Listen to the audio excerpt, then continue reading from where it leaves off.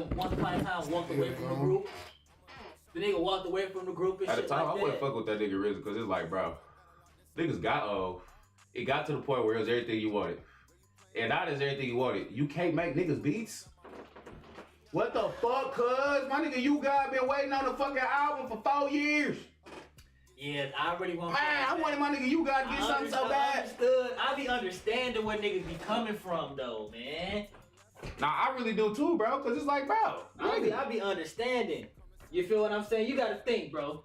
And then he on this bitch. Bro, get out of here. Don't touch this. Don't touch it. But it's one producer. But Shay, it's like that because you want it like that. Exactly. That's what pissed me off. You and this bitch like, bro, I got so much workload. But then, nigga, you don't want to bring nobody in now. But look, it's not like that. Not even your own niggas. You and this bitch like, bro. Listen, DJ, it's not like that I'm really more so talking about y'all is the workload.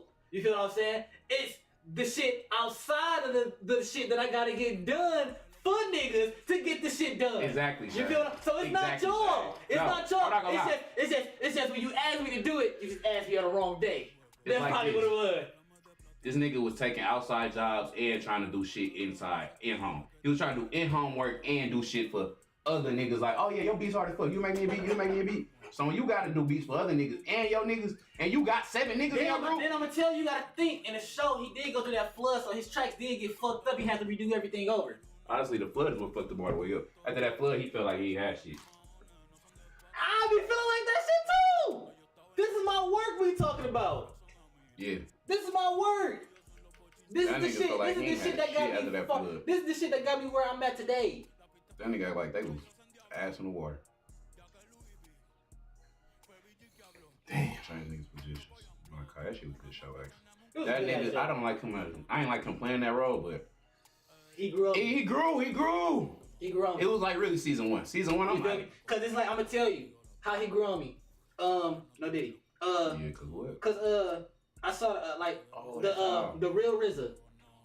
You feel what I'm saying? I saw like an interview. I ain't gonna lie. When I found out the real RZA fucked with him and casted him, I'm like, I can fuck with him. Yeah, I'm like, it's the reason. And then I'm like, oh, that's the nigga that played in the nigga with the Iron Fist. I'm like, bro, if the nigga literally was like, yeah, I want this nigga to play me, who the fuck am I to be like, man, I don't like that. The man with the Iron Fist. That's literally the man with the Iron Fist, RZA. That nigga just putting plays together. I feel you. Called that nigga the Avid. The Avid? Basically like a prophet type shit. Okay. The nigga was making beats like that. Hell yeah. It's like the nigga knew, it was more so the nigga knew the plan. It's like the niggas could see the future. He knew the plan. So they always went to that nigga like, hey, what's next? What we gonna do? Oh, am I the That's Avid? why they Am I the Avid? That's why they called that nigga that boy. Cause straight up that nigga. See, I never even watched RZA, so I don't know who the fuck RZA really is. Gotta do your homework, man. But damn. That's hip hop culture. I came up with the plan. That's hip hop culture. Yeah, RZA, he tripped in that bitch. He made the beats in that bitch. And he was actually the first nigga to get signed out of all of them niggas. But it was just, he got signed and didn't get creative. He didn't have his own creativity in that bitch. It was like, hey, do this, do that, do this. Type shit. Wear that, put this on. Industry blunt, no cap. And he kind of threw other niggas off that shit. Cause they like, bro, well, we go hop in that bitch and just, do what you did, nigga? Man, we see how that shit go. You want jacking that shit? I get that. We see how you was in that bitch. You ain't fuck with none of that shit. Listen, bro, Shane, I had to do all that for y'all niggas to get on and do what y'all want to do. Now we can do whatever we want to do. Nigga, we is losing so many games. We don't want a fucking championship, man. Nah, we'll say, boy. Like, oh, we ain't got no chemistry. Okay. I ain't gonna lie, I done seen a couple motherfuckers that came out like that. That's crazy. We just went from 2nd to 5th. This shit must be Like, tight as hell. I don't know if Detroit one of them type of teams, but I done seen some niggas come out like Wu-Tang. Isaiah Thomas. Niggas could have came like that. Because Doughboy Cash Out could have came Wu-Tang. Doughboy Cash Out Team Eastside. Doughboy Cash Out got signed. Shit, no cap. Doughboy Cash Out definitely got signed. They could have came on some Wu-Tang shit. But they had enough niggas too. Jeezy wasn't doing right by them though. And I'm gonna tell you something else too. Real shit. Them niggas wasn't hard as Wu-Tang. I'm not gonna lie. The feds came, bro. That's what made that nigga makes sense. That makes sense. And that nigga basically told payroll that he wanted to sign payroll. As Wu-Tang, you feel what I'm saying? But they for sure had a movement like a motherfucker. They had a movement that could have. Like a motherfucker. That could have been damn near the next BMF if them niggas would have took that shit there. But they just, I don't know, bro. He talking about selling dope. Cause them niggas on that. Not rapping, bro, it's Dope Boy Cash Out. Bro, it's Dope Boy's Cash Out, bro. They was selling dope. Oh no, I'm here. I'm here. They was selling dope. Nigga, the fans really came. I'm here. When you say BMF, he like, bro, I'm like, bro, these niggas are. I'm gonna be 100, bro. Like, bro, payroll, and that nigga Kid. If Kid wouldn't have got into that shit, payroll and Kid could have been Meech and Terry. Bro, okay. real shit. I'm gonna tell you some real shit, bro. The government, they go make sure it'll never, ever in life be another BMF. You, bro. Yeah, I get across that. the United States linked, not just 2 cities, 3 cities, 4 cities. Niggas across the whole states. Bro, the feds will never let niggas do that shit ever again. It wasn't supposed to happen that time. These niggas just And them niggas pop that billboard out and fuck themselves. yeah, when they popped that billboard, it was over with. I seen the documentary on that shit, boy. T was talking so crazy about that shit. It was over with. It was over That with. nigga T said, bro, that nigga Meech is just too much in his head right now. Like, the nigga just, bro, he think he's so big over the world. Like, I'm gonna tell you, it seemed like the only nigga who really fucked with that shit was Meech. He did Even motherfucker on the sidelines like, bro, that shit not right. That shit wasn't no good look. I wouldn't have did that. Like, Meech was literally the only nigga like, bro, we promoting our business, bro. They probably What? saying that shit now, but when that nigga did that shit, they probably like, bro, that shit so fucking hard. That bitch so fucking tough. Can't nobody fuck Off the with freeway. BMF with the biggest. Except for J-Bo. J-Bo was probably in that bitch like, bro. Cause he said it at the black review, he told that nigga like, bro, what is you doing? What are you doing? And Meech was on shit like, bro, I'm promoting the business, bro. I don't know. We promote the music. Free Big Meech, man. But you know what you want for real. You just saying that, but you know what you want. Free Big Meech, man. Yeah, bro, that nigga. I would say as a jit, I never thought I would see the day when that nigga get out. I'm not gonna lie to you. Either. Like as a jit, I'm like, damn, this nigga's never getting out. So you know, I thought it was the only nigga. If to see that this nigga actually covered up, that's crazy. Yeah, that shit funny. I literally thought, like, bro, I never shit's over with for that nigga. Nigga coming home next year, bro. I was just thinking about that shit like 2 nights ago. I'm like, bro, the niggas that caught like 25 and 99, them niggas finna be out. Like, if you got locked up in 99, caught a 25-year bid, you finna come about that bitch. I'm like, damn, that's crazy.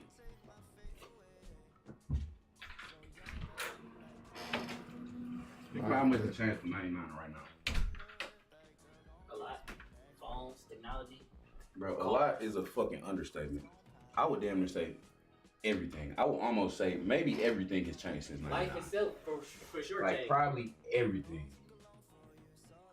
What's the same from 99? The first change really was 2001. I mean, it's still a lot of like fast food restaurant establishments, like. Oh, okay, that's one thing now I can Cause say. McDonald's, Burger King, all that shit still the same. So I say businesses. But life itself changed for sure. Technology changed. I will say that. Technology changed for sure. Life itself has changed Nigga, for the sure. terrorist attack 2001, that shit changed. Yeah, Life for sure. yeah. That was the first one. And then 2020, I'm gonna tell you, that was the first one. I'm a real shit. The recession was the second one. In 2008, nigga, I remember when gas prices went up. In real shit, them bitches ain't never went back down to how they was. Okay. Them shits ain't never went back down to like no dollar nothing. And then 2020, for sure. He missed the first black president. Yeah, that right there. That was the first black president. That's what. Which I say it ain't like you really missed it, cause you feel me. You just not out. You're not free for it to happen. Yeah. Cause you up on shit still. You up on events.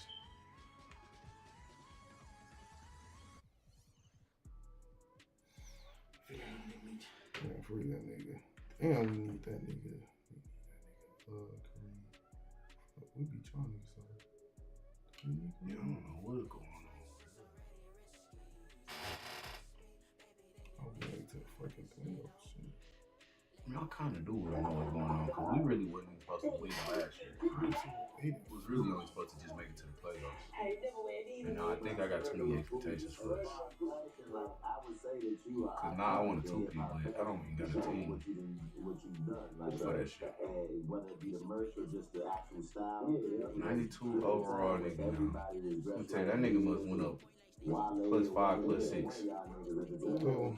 That nigga Clyde Drexler, bro. That nigga was a rookie during the fantasy draft. And that nigga was a 79 overall. Or 78. Yeah, that nigga be shooting up. Yeah, his ass, he been tripping. If I was loud about it, then, you know, a lot of people would be forced to agree. But I just let it slide. But, you know what I mean? I've had errors of inspiring, like, the shots. And then you got the blonde patch, and then I was the first to do my hair, got my hair, color too. I had the blonde dread though. Come back, brother. Every privilege artist have dreads with colors in there. And even now, like, with the barriers that I'm breaking and silhouettes that I'm doing, people are doing it, but they're not doing it on my level. So I introduced a lot of people to a lot of things that they're scared of. Even my run with Celine, even my run with a lot of, you know, just a lot of the shit that I wear or how I wear it, they figure out, oh, Win did it, so he made it look cool, so I could do it now as well. And I don't really need the credit because I'm just going to keep doing shit because I'm curious. Like, I don't care if people talk about I don't know where's the nigga to say that. This is your number one pick, guy. What you mean? What you mean you don't know who you said? But Wiz didn't make, like, the style. I'll be alright.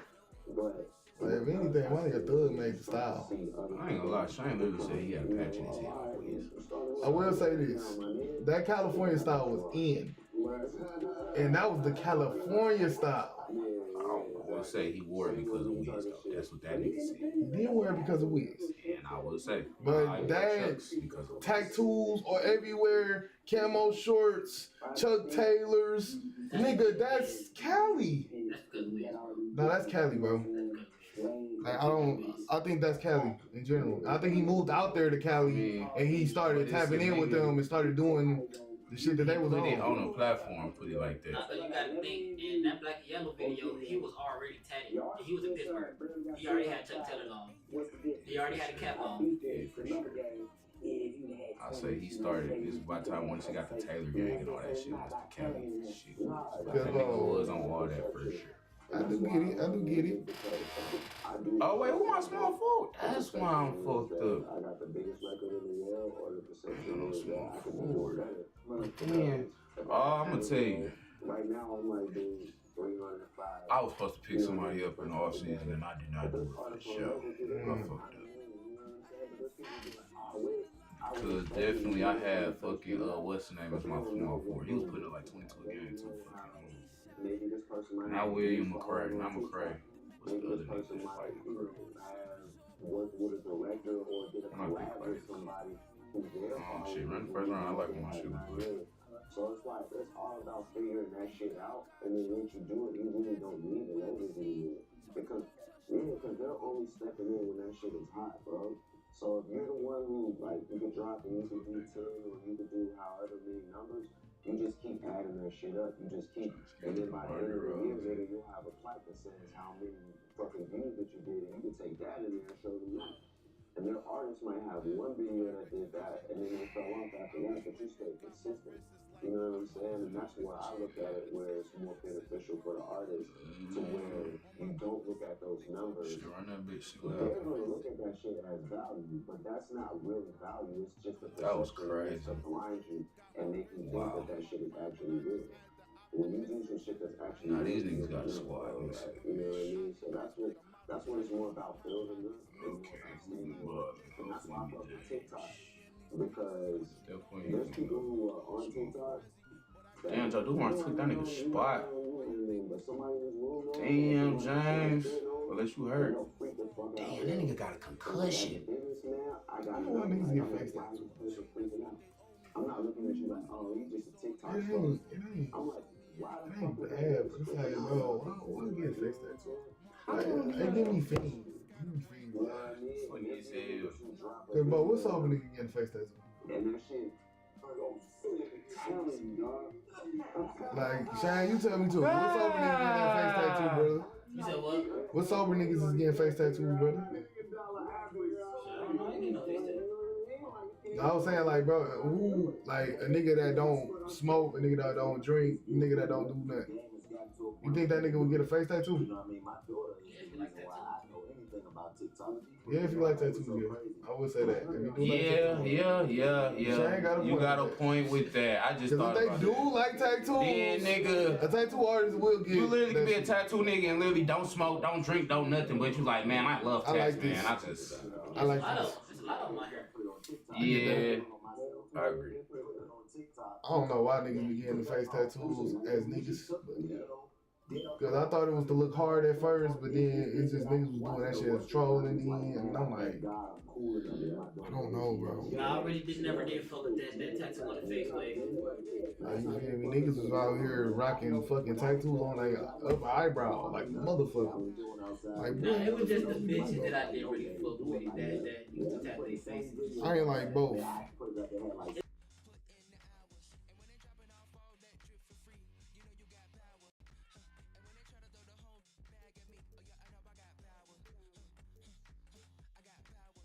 You'll be fine as fuck and you just go fuck up your face with a tattoo. Like, bitch, what the fuck is you doing? No. You fucking, I mean, bitch. No, bitch, that's not it. That is not it, bitch. Sometimes it look cute, sometimes it look like, Like, what do you think it was Lil Wayne? One for sure, yeah. I think Wayne, same way we was talking about the shit with Wiz, I think Wayne put it on the platform. For sure, niggas was already, Niggas already. yeah, it's just, Wayne put it on the platform. I do feel like. Wayne just basically put I am music on his face and shit. Everybody just went crazy. Like, that started being like the meal type shit when Wayne did that shit.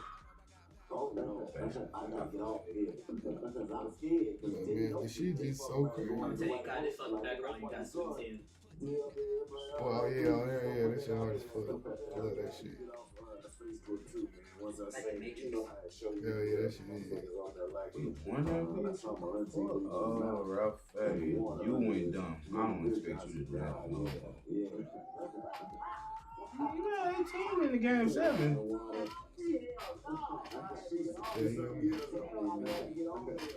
Just the mouth with the water. You putting shit on right now. What you good at? Driving ass nigga. See your crap. If I was to get you in the Simcast, you got to miss every shot. Joe Mars, literally, we gonna need you to win, Joe Mars. You do it for us. My mama was like, thank you so much. I'm like, you like this nigga with the flip phone? I'm about to win that. You know, these niggas got sleepy. Giant back. I don't know, it's just a weird league because, boy, these niggas don't seem like they all that to me. Not one team really popped out and been like, damn, I lose to you. I ain't gonna lie, last night I felt like we should have lost to like at least 2 different teams for sure. This year, I'm with you on that shit, cuz. I ain't gonna lie to you. Because this probably been the hardest team right here so far. And then who I play around?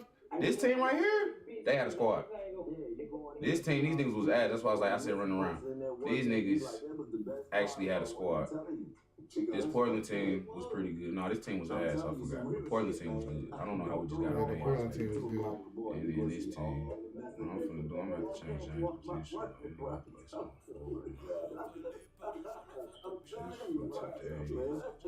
do want you to I miss them random Walmart trips at 3 in the morning. Just going in and buy random ass shit.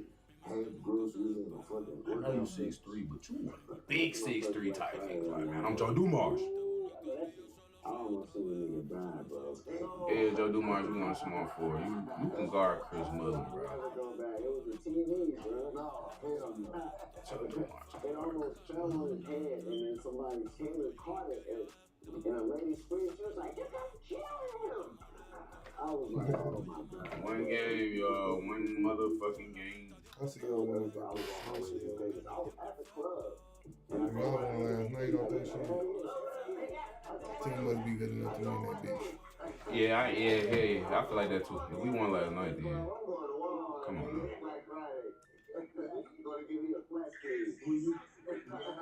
Simcast is crazy. Let's go. Score. I seen the comeback. I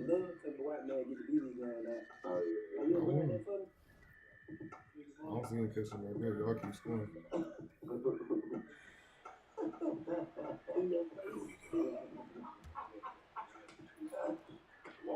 Oh, they bit hard.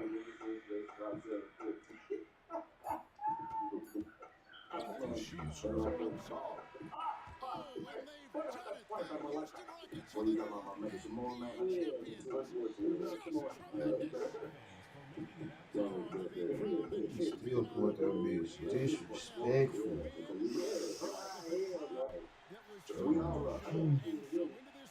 Who would you say is,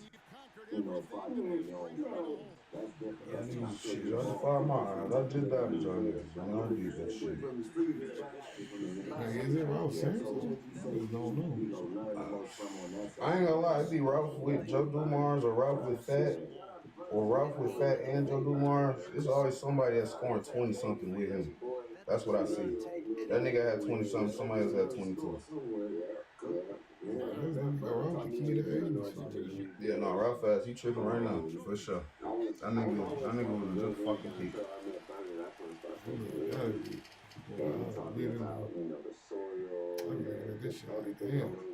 Yeah, I ain't. It's really fucking my head up because I wasn't expecting to win right now. But I'm proud of this for a fact. In fact, he played a big part in this shit because I need a point guard. Fat, the perfect fucking point guard. He go play defense. The nigga go pass the ball. He go hit the shot. He got to hit. And I got him when he was rookie too. Him and in that fucking fantasy draft. Shit, tonight everybody had 20. Fat can't triple. Fat, you definitely got that bitch. I'm like, why the fuck they give you that bitch? And just, show me how to turn it into a business and allow me to, do my own thing. He never was like, yo. Fat LeBron, the finals MVP. I don't think that ever happened in this bitch before. That might be the first time occurrence. Bro, like, he loves weed. He loves the culture.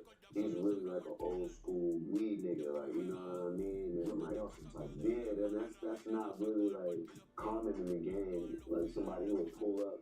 He flies to different countries. He meets with all of the distributors. He meets with the growers. He shows people how to grow. Bro. Oh, bro, me is crazy. Niggas from Chicago. Niggas was just in the fucking. No, they went up check.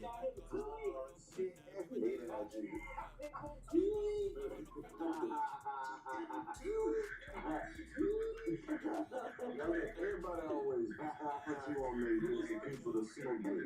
Who you got left you want to smoke with? Shit, there ain't nobody left, man. I Nigga said he want to smoke with everybody before. You want it? I gave him some of my weed. Okay. That's right. This nigga Wiz to smoke with everybody. This nigga crazy. I done smoked with everybody I want to smoke with. No cap, like, bro, if I went to smoke with him. I was talking to a dude in Vegas. I can be a smart forward, but that's what I want to do. I can't remember his name. God, forgive me for not remembering. I know, I seen it. He was like, guys who really know, we always got a special stash or something that you ain't seen in years. And I'm like, man, where that hot blow at? He's like, oh, trust you right up on the right motherfucker, you gonna pull that job. Yeah, with you have. That's that right there. That's my personal stash right there. Yeah, I mean, I got some other things, I got some other things stash with Kentucky back. I got some other things on the menu. Shit, bro, I wouldn't like Michael Porter Jr., bro. You always be on this bitch. I take it back. I do like Michael Porter Jr. Might be my pick. Cause we in the 80s like, so I don't even need no nigga that's gonna really shoot that bitch. Well, that's one thing I do like about today. It's like my standards ain't as high. So it's more niggas that can be on the team.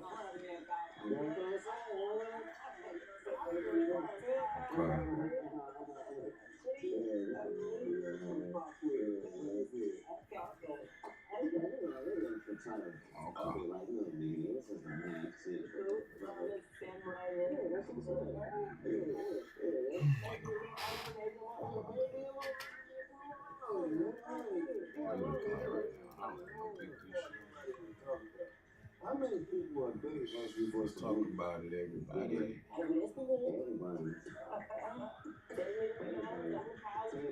You know y'all niggas want to give a pick up from William Bedford. That nigga needs to say, I'm still picking up weed from him. Exactly, William Bedford for 11. You know what I'm talking about. William Bedford for 7. You say nigga, fuck no, fuck nigga. I used to hate it back in the day, motherfuckers like Max up. Because it made me 3 other niggas on his blood, but you only on your blood. So See. No cap, no cap. I ain't picking for William Bedford, that might be the.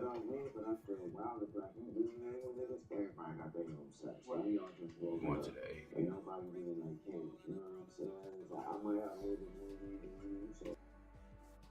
A little bit of weed. Damn, I have a little bit of weed. It's weed. Nobody really just did this bitch like. Everybody got their own sack, so you really want to smoke, just smoke. Like, you want to smoke, everybody just smoke. Cause boy, I for sure. I feel like good weed karma. I feel like that shit real. I think that weed karma shit real. I ain't gonna lie to you. What the fuck is weed karma? Cause I feel like I done looked out a lot of times before, and then I find myself getting looked out for it, and I think it's only because I done looked out before. Type shit. I think that weed karma. I think it's on some shit like, bro. You know, like let motherfuckers smoke and shit like that. Like if you a motherfucker, say you around your siblings, and straight up, you know they all smoke, but you just sit there and face. You go get some bad weed.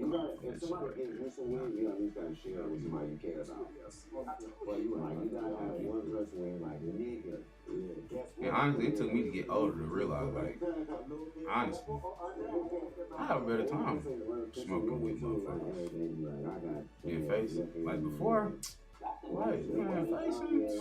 Bitches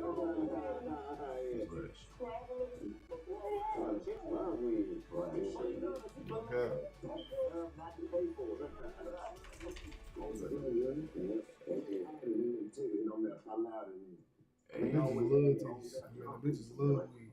That's all I need. Bro, chill out. Chill out. God damn, I'm trying to press a few fucking buttons. Yeah, this shit, that's what, I ain't gonna lie, that's really what been taking me so long. I'm trying to, like, get to the motherfucking pick.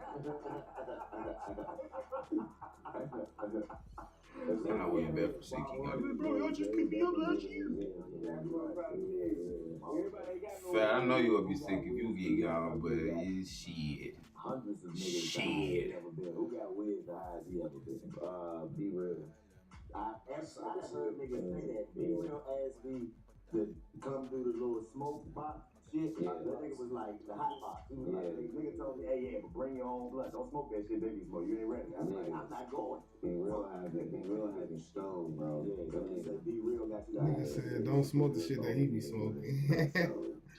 I be thinking there's some shit up in there. I'm like, they lacing that shit. I was ready to leave, dog, but I couldn't. I was like, man, I don't want to look like a hoe, but I'm ready to get the fuck out of here, dog. Your whiz in that bitch like, bro. He blow. That tells you something. I was ready to get the fuck out of here. That tells you something right there. That nigga smoking some shit. I know. That nigga said, bro, I was ready to dip. I'm like, bro. Like, boy, I literally be, boy, that's how I used to be in the party, boy. I'd be so blown. I'd be like, man, I'm ready to go. Bro, when we was just in Flint, bro, when I was at fucking at the vets, nigga, I damn near nigga had to speed walk to the bathroom because I was finna throw up in that bitch. It was just so many different smells. I done hit a lot Like, it was just so many different smells in the air, bro, except for fresh air. It wasn't no fresh air in there. It was just all perfume, cologne, crud, a whole bunch. I'm like, bro. And I'm just sitting, I'm like, bro, am I finna throw up? Why my water like this? Straight up, boy. Literally, I was about to throw up. Until I got to the bathroom, I didn't throw up no bullshit. 14 foot. Bro, come on. Crazy. Oh, yeah. Smoking a blunt with a macaroni noodle in the tip. You ever seen Don Juan at the week? Oh yeah, that nigga. Yo, man, Don Juan. He's smoking through his nose. Yeah, that smoking through the nose shit. I don't know what niggas was all like today with that smoking through the nose shit. One of them ones right here. I don't like that shit. Boy, them old heads crazy, boy. Like, boy, what the fuck is y'all smoking through the nose for? You talking about nigga, boy, you gonna be high as hell though. I can't lie, you gonna be high as hell for sure. 15, 14.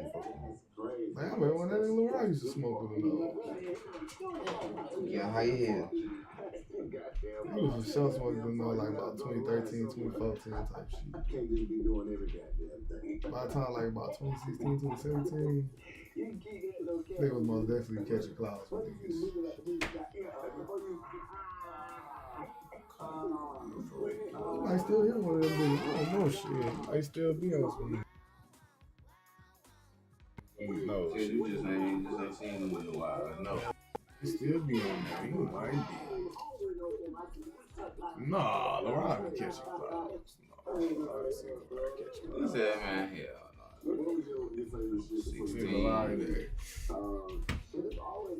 Hey, Shane, when the last time you seen that nigga LeBron catch clouds like with his nose type shit? Almost 12 years. Only person I really know that consistently catch clouds with their nose is the girl I know that I went to high school with. Her name Diamond and shit. That's the only person I know that really like consistently catch clouds with their nose. Wait, he catch the cloud with his nose, or you say he used to smoke through his nose? Like breathe it in through their nose. Like. Oh, Kamara do that shit literally constantly. Like that's the only way she can even fucking smoke is if she put it in. Yeah, that shit. And it's like, bro, I figured out how to do that shit, bro. I'm like, bro. I can't do that shit, bro. I'm sorry. She tried to teach me so bad, bro, and I'm like, bro, you know what? I'm not even having to smoke trying to do this. It's not a good time. It's literally like you just stop breathing and literally just breathe through your nose, like literally just. You know what? Probably if it become a habit, it's a good time smoking. You know, same way catch a cloud. I tried to do it on some consistent shit. I'm like, bro, I just don't get high. Cause I ain't gonna lie, I was smoking for a long time before I came up here, and I ain't started catching clouds until I came up here. I used to just hit that bitch in. And honestly, real shit, I get higher like that. I did start doing that time at Kerbal because when niggas used to have BG and shit, and then you should smoke outside sometimes when we feeling good and shit. And I want some shit like, bro, why do you like smoking outside? He like shit because it feels good. You know how girls feel good out here, man. Look at the grass and shit. You feel me? I'm like, bro, I don't really fuck with it because it's like I can't never catch my cloud. Man, that's when and he was like, you just gotta. So you saying from the first time you smoked, you was catching clouds type shit? No, hell no. So how was you smoking before? I'm gonna tell you. If you weren't just inhaling that shit. No, my first time smoking, I didn't know how to smoke. That's what I'm saying. Oh, okay. So put it like this: once you learn how to smoke, that's For sure catch you clouds. was just catching clouds. Okay. But I was for sure doing that shit that you was doing for sure, like with that. Yeah. Like I was just breathing in air, like. I was catching Y'all just breathing in like air. the niggas I was smoking with, you know, Lee, Slim, Key. Yeah. Them niggas like you, at the time, niggas used to always like who can catch the biggest cloud. You know, niggas from high school shit, who can catch the biggest cloud type shit. You feel me? And they I could not catch clouds in Man, high they used to be school, blowing some boy. big. I could not catch clouds in They high used to be school. blowing some big, thick ass clouds, bro. I'm talking about I would have been coughing my ass off then. I'm like, yeah, fuck You that. say I couldn't catch a cloud just because I didn't know how. I'm not gonna lie to you. Well, I would have been up in that bitch. Damn, this shit crazy. Boy, nigga, I remember I smoked waters one time when I was like 17, boy. Oh my god, bro, I was so fucking blown. Nigga talking about that bitch was cooking. That shit was crack. That shit was crack. That shit was crack. Like, nigga, you gave me some crack, nigga. I was in that bitch dying like, damn. I still think about the time we had pulled up on them at the room.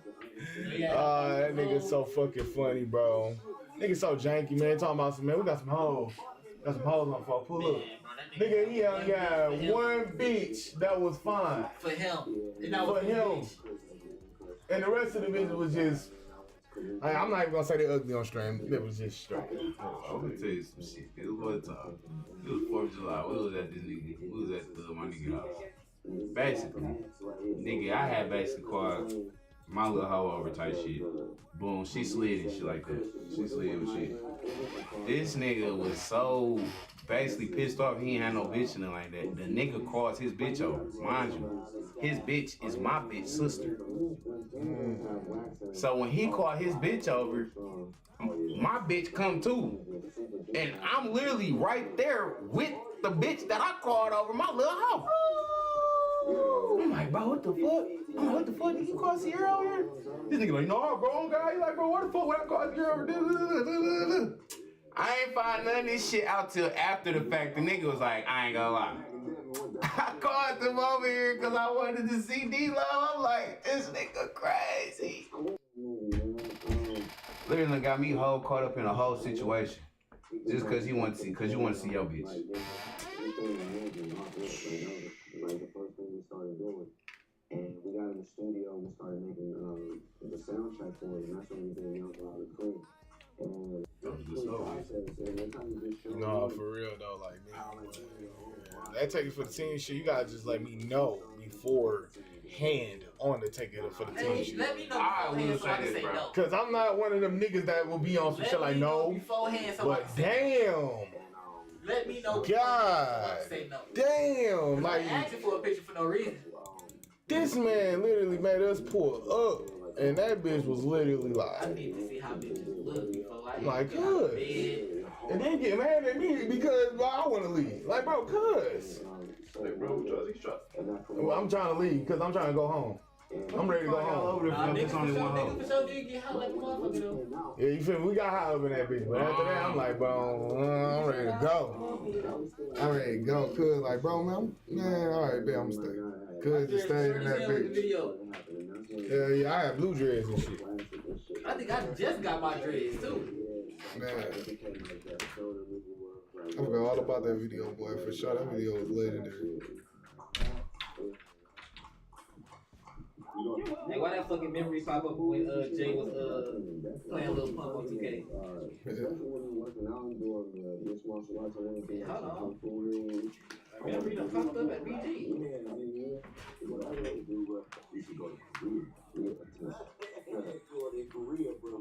don't know what the fuck they was doing. They got that bitch though.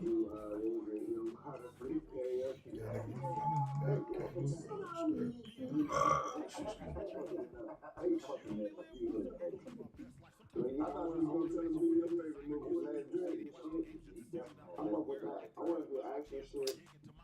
I love old kids and stuff. Yeah, Dolby Mike type shit. And then having an 11-year-old son, I want to do some family type shit. It might just be. I want to do all of that stuff. You more, speaking of your son, you more, are you expecting him to come home and be like this because of his genetics like that? He did have a song about, he did have a song about Amber Rose. Hell yeah. Probably not one of the best shit. Probably was in the moment. Man, this bitch straight. And I ain't gonna lie to you. That nigga 21 Savage was on that shit too. This bitch must have she got to. Amber Rose never really like popped out to me like on some shit like, damn, this bitch fine. I don't know, I guess it's because she was like, had a haircut. She had a fat ass for sure. But I always like the Black China more. I'm like, bro, Black China is the Black China the one. Like, bro, this bitch fine as hell, light skin.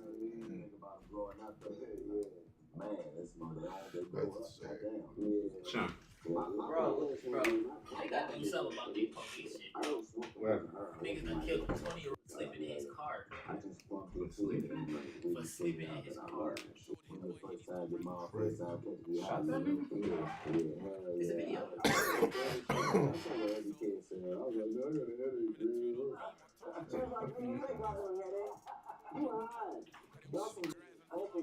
was me and my homeboy. I walked past fast as hell. She on the couch. I think you need to stop. She's like, look at these niggas. Or something. Because I think it's like overcharged. And that's why Bro, they shot him in the head. So, but in the head, he used to do this on 2K. Like, it was just like a 1 game. I heard they shot him in the head. Crazy. At this point, bro, why can't you do that too? Motherfuckers don't trust everybody calls. Everybody said bullshit. I thought I was low, bro. I thought I was low. I was not making shit. Nigga, she know. Damn, nigga. I knew I was always explaining to do. They got some explaining to do for shit. Nigga sleep in his car. Y'all just open up his door. I was like, oh yeah, that's me right there. And when a nigga get out, y'all shoot a nigga. Forever, nigga. That's when I made my mind up. No, that shit crazy. A little bit, like, you know what I mean? I was like, you ain't never. I was like, am I smoking weed too much? No, I never quit. I was like, hell no, hell no. You never slow down? Hell no. So you done sped up? Nah, I wouldn't say I sped up. I just, you know, I never realized the Spurs logo turned to the front like that. I thought it was like a U to the side. It's real spur on it, bitch. I see why you love it. Yeah, nah, I never slowed down. I knew when Juicy released that song. Because I just connected with it so much. I was like, nigga, that's exactly how I feel, I'm proud of that shit. That nigga said 3-6 Mafia dropped that stay fly, stay high. Everything I heard about Shit, bro. I feel this shit so hard. There was nothing ever that made me want to change my mind. So, yeah, hell yeah, we call it 50 and 50. Like, yeah. 50, yeah. Nigga, I heard that big, bro. Picking seeds out, that shit's in there. How about they call it 50? Hell yeah. Pittsburgh. You funny as hell. Niggas fucking that half. That shit silly as hell. They're 50, man. Like some damn, why you bring this 50? I mean, that bitch talking crazy on the track. You got a 50, your man got 50. What y'all making honey packs? I mean, that bitch talking crazy.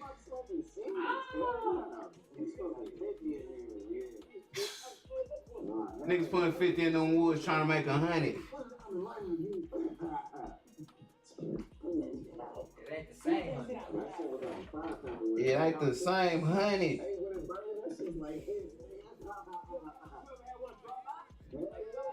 You just put 100 all ones in the wood. You got all your picks? Your picks might be before my picks you got.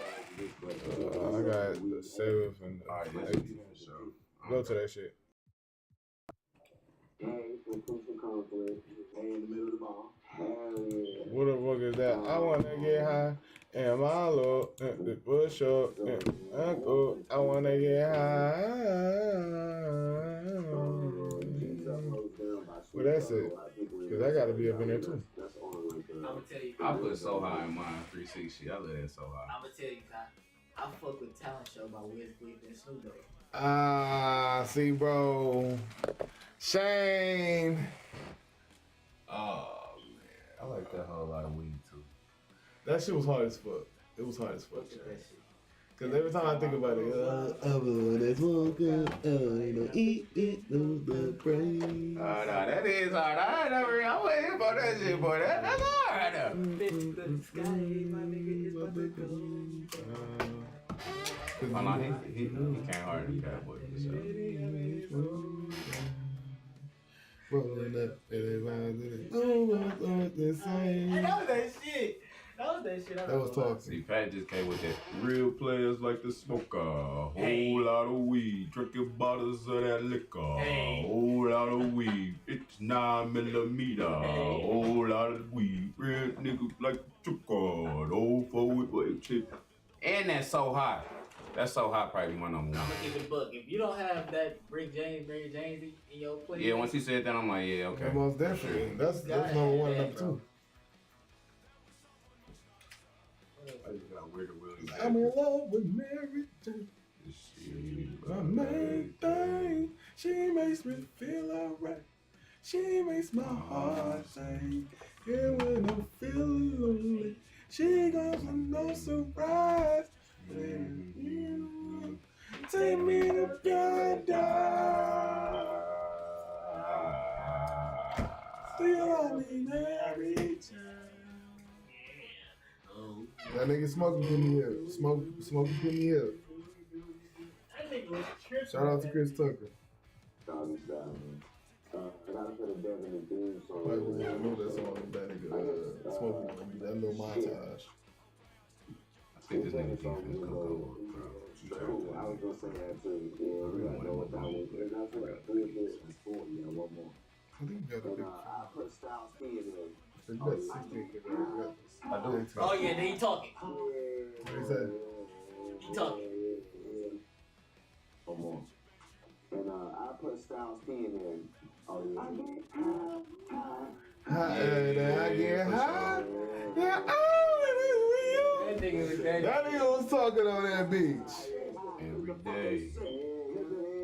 And I was one of them bitches back in the day. I didn't even really even know. When I was a little nigga. I didn't even know what they was even talking about. I was just in that bitch like, this nigga in the sky. Between that song and I'm a Thug, I don't know which one I knew first. I'm gonna tell you straight up, I'm a thug for sure. Cause boy, niggas was in the hood and literally, I don't know. Yeah, he said that beat. This is the life for me. Cause baby, I'm a thug. Baby, I'm a thug. Cause about him, that and Hard Knock Life for sure. I'ma tell you. Like most I probably for sure knew I'm a Thug before Hard Knock Life. I knew Hard Knock Life for sure. First. Cause I was in that bitch. It's a hard knock life. It's a hard knock life. Man, I'ma tell you, bro. When I found out where the fuck like that song like really came from, the Annie movie, bro. I was like, wow, this nigga Jay-Z is amazing. You really a goat, bro. Cause I didn't even know it was sampled off of a movie. Yeah, it sounded off of well, it's a, I think it was a play. Or they turned into a movie or some shit like that. But I know that they made like a newer version or some shit. This is what I was looking for right here. My Look niece at that was like fucking that chart. before. She used to always play that shit. I'm glad you're looking. This is You know how, exactly who I want. I'm not even gonna lie. I'm glad. Cause look at the nigga who you trading with. You know how all about the Before big you look Fuck, nigga! nigga, look at the motherfucking trade block, nigga. Damn, nigga! That nigga is untradeable. Nigga, you ain't gonna win shit, Shay! Damn, fuck you, nigga! I'm not in the game. What even what? Hey, Nah, not you, Shay. me. You talking about Shay?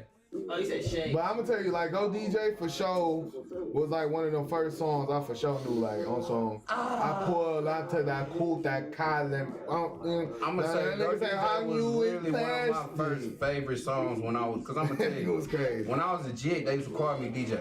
So then they going that, like, go DJ. Yeah, that right. And then my auntie be going crazy. She be like, go DJ. And I'm like, I'm gonna tell you, one of the first songs I'm gonna tell you that I probably like God, this one of my nigga favorites like that. was probably that that Nelly Air Force One song. Nelly Air Force Ones was that one too. Oh, that journey to fire. I need to fire. I fuck with Grills more than that. I fuck with Grills way more than that shit. Hard Boy. as fuck. Boy, cause the Grills had the bitch on there talking about, and the boy, the boy does it. Oh, But let me see your grill. Oh, that's your girl, nigga. I'm like, let's just The grill. yeah, boy, that was my grill. shit, boy.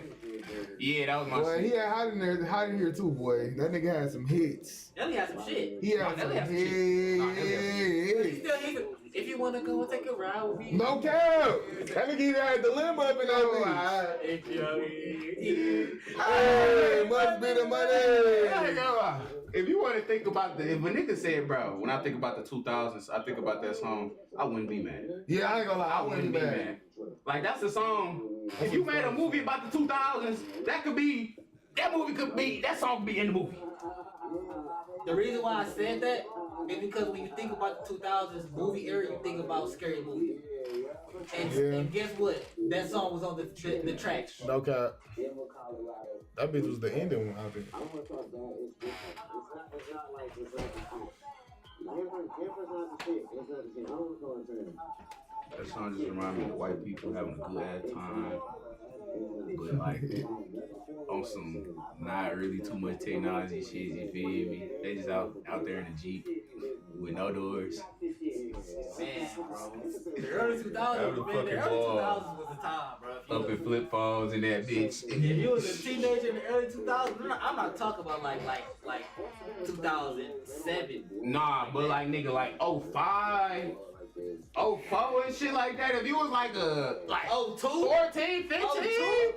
Man, if you was having a good ass time, bro. You was time. having a better time than all the teens before you. A good ass Put it time. like that. All the teens before you was having a much better time than them. Cause that's when you gotta think. That's when techno music was really like at its peak. Nigga, Mars was popping.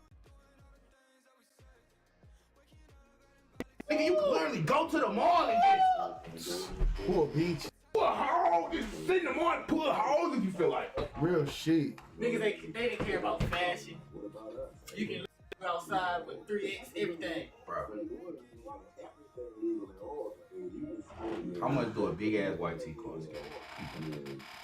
Unless it was some inflation back then on that shit, bro. Unless niggas is really That shit was literally $1 or $2 for two.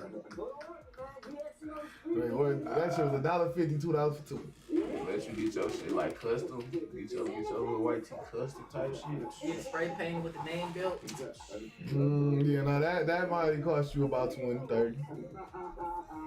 Probably range you about 20, 30. Man, bro, that shit was, man. Shit was lit as hell back in the day, boy. The motherfucking belt buckles. Like they used to have them belt buckles back in the day and shit. They used to light up and shit. Some LED shit, boy. Yeah, they have with your they had some with your name going across that bitch too. Yeah. No cap, I think them bitches was the metal ones though. No, I'm saying like it was like a digital thing. Oh, Yeah, it was digital. It was like a digital thing. Your name was like going across the screen. She kind of looked like a clock. Yeah, no cap. that shit hard as fuck. Talking about, man, you tough as fuck. Your family gotta be rich. You come to school with your With the motherfucking name on the belt, Your dog. name on your bill. Like nigga, I ain't never go to school with a name on my motherfucking belt. Man.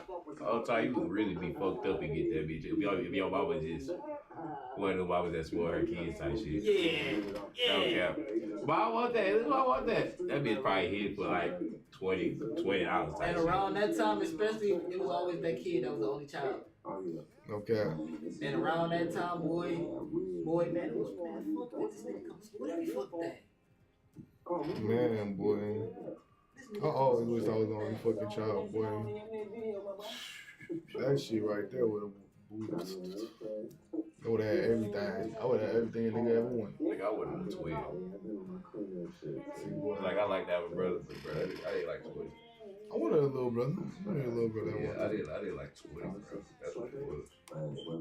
But I wouldn't. If I'm like, bro, if I get a twin, that's way better. Hey, man, that bitch doing the same shit that you want.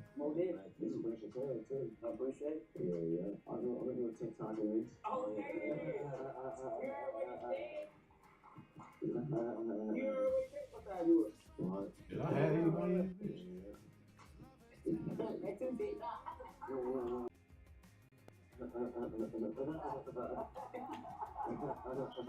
I don't think so. I ain't seen nobody on the phone.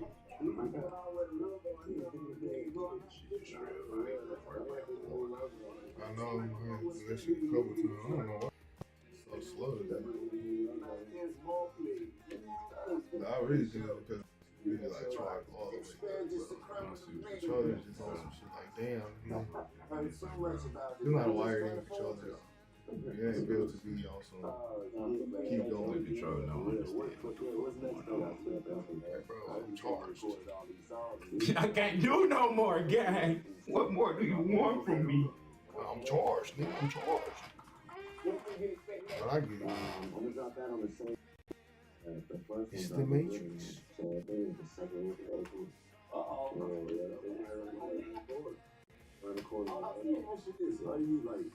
You gonna still drop mixtape and or that shit? I still like to drop mixtapes, but this is how streaming is. It's like I'm figuring it out. Like, and this is I'm gonna tell you, Wiz, if you ain't figure out streams by now, boy, you been out the loop. I dropped 2 at the end of the year. By the time that nigga Wiz was popping, boy, you should have been on that stream shit. Said, bro, I don't get it, bro. Should have had that exclusive deal with Apple Music by the time these niggas came out Apple Music. And it's cool, but I'm looking for reaction. I'm looking for more something that sticks. So I can like make a bunch of mixtapes and keep, punching air, or I can like First video ever uploaded on YouTube. So that's what I'm Uploaded doing. today, 19 years ago. That's the experiment that 19 years ago? and I'm gonna see how that works, and then I can dictate whether it's more mixtapes. 2005? Whopping 317 million. 200. Ass. What the fuck? Ass. Ass. You see that nigga on the screen right there? This nigga got one song that did 10 times that. They about Wiz? Yes. And he dropped that bitch literally not no motherfucking 19 years ago. I mean, but it ain't shit though. It's just him talking like 16 seconds. Oh my god. In front of a fucking elephant. Niggas had to test that shit, Kyle. What you mean? Oh my god. Niggas had to make sure the videos go. Man, bro. It's like yo getting that bitch talking about this is YouTube. Now, what we're gonna do today is explain to you how to use this app. Nah, you know what I was thinking? As soon as you popped on YouTube, right? First video, right? Soulja Boy tell him, you boom, boom. Soulja Boy tell him. I get that. Hey, how do that for y'all called I Soulja get Boy? that. I get why you would think Soulja was first nigga on that bitch. Nah, I ain't gonna lie, I was trolling. But I will say straight up, bro, that shit was just like, it's like, nigga, hello, this is Soulja was the YouTube. first nigga to do everything. See, Soulja Boy could explain YouTube. Hello, this is YouTube. We do this, this, and this, and in the future, we might do this.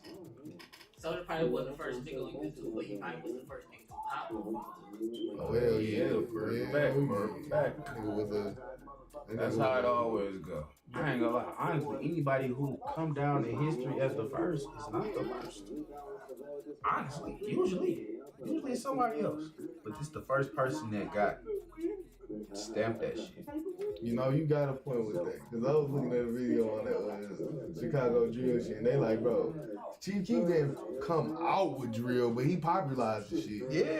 And the shit was basically like, oh yeah, well, he's the pioneer of the shit. You're not the first, but you're the pioneer of the nigga who brought the shit to fruition. Christopher Columbus type shit. First nigga pop. Cause boy, they said niggas was doing drill like 2007 in Chicago. The nigga was the first nigga to pop with that shit. I will say, Dirk was the first nigga that brought that shit in our generation though. Yeah, for Like sure. that nigga basically was dissing his ops on some shit like nigga, y'all can, nigga what? Man, Risk Squad said fuck. Yeah, no cap. So you feel me? Dirk was the first nigga to come on some shit with us, but most definitely, you feel me? That nigga, Chief Keef popularized that shit. Don't like pop too hard. Yeah.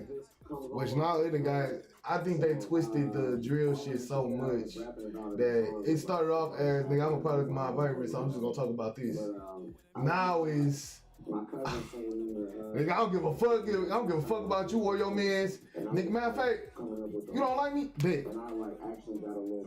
Like it's not the same way that it was. Like when G Herbo and them came out, that shit wasn't on no shit like G Herbo just trying to diss his dead homie. Like the nigga wasn't trying to just diss the ops. Nigga was trying to make songs about different shit. We just talked about how the nigga hurt, how that nigga Dirk Lily started the war with that shit. You feel me? We That just shit. talked about how Dirk Lily started the war with that shit. On that bitch talking about foot niggas. Hey bro, no cap, bro.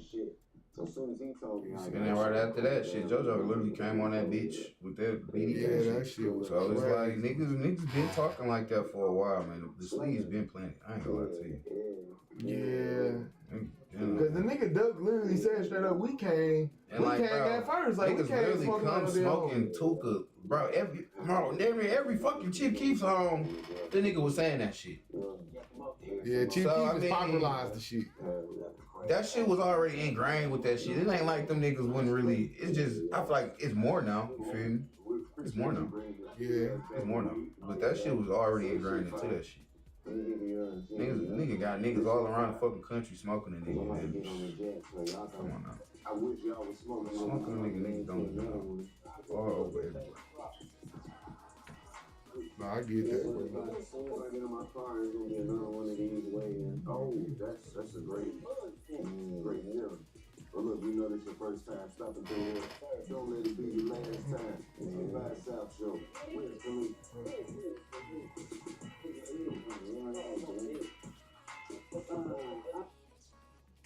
Where's the I know the Rick Ross one. He too funny, bro. The craziest fast food. Oh my goodness. Original recipe chicken fillet. Oh my. Wrapped around the Pure Foods tender, juicy hot dog. Shame. Nigga, did that? They just put a chicken hot dog. Yes, I just seen a chicken fucking hot dog. Go to that Chicken shit. glizzy is crazy. This shit is insane. I fucking watch Mojo too. I can't even. I do fuck with Watch Mojo. This is my nigga. And I ain't watched Mojo in a minute. Yeah, I've been fucking with them since like high school for sure.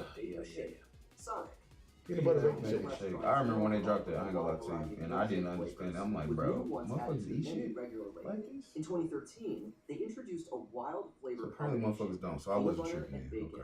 Why does that sound so good? The chain's usual spokespeople are now offering new milkshakes. Although we would have never thought of this pairing by ourselves, we can see why it works. Peanuts are often used in sweet and savory dishes. It's actually got an incredibly strong hit of peanut butter flavor. I mean, this is a peanut butter shake. They're not kidding around on that front. Elvis Presley famously combined peanut butter with bacon on his fried banana sandwich. That being said, we're still unsure about the choice to blend bacon and peanut butter together with ice cream. I mean, maybe now Elvis, he had some shit with that. Now that don't sound bad. The breakfast burger, Carl's Jr. Quick serve restaurants have breakfast items that cater to morning crowds. However, Carl's Jr.'s idea to top a burger with an egg was pretty novel back in 2004. What? Nigga, eggs on burgers is good. What the fuck is wrong with that? The chain, known for its burgers, decided to make one that incorporates more traditional breakfast flavors. The sandwich was a hit, and has since become a staple of their Of line. course. That's a good ass sandwich. Patty comes with the usual toppings like cheese and ketchup, as well as bacon, hash browns, and of course, Oh an my egg. You goodness. can see the egg, you can see the hash browns. Look It's at the difference. delicious. Add in the sesame bun, and you The get a sandwich that tastes like breakfast Can I and get that one lunch. right? Number Can I get the fake 28, one? Blackjack Taco, Taco Bell. This menu item was released just in time and for a limited time for Halloween in 2009. With beef, lettuce, I was just literally and blue finna say, cheese I bread, remember that and Baja taco. sauce. The ingredients for the taco seemed relatively normal. Blackjack Taco. That is, until you consider the black hard-poured I shell. remember The that dark taco. and edible outer vessel gave a whole new look to the familiar dish. I don't remember the commercial, but I remember that goddamn Was taco. what happened after you ate it.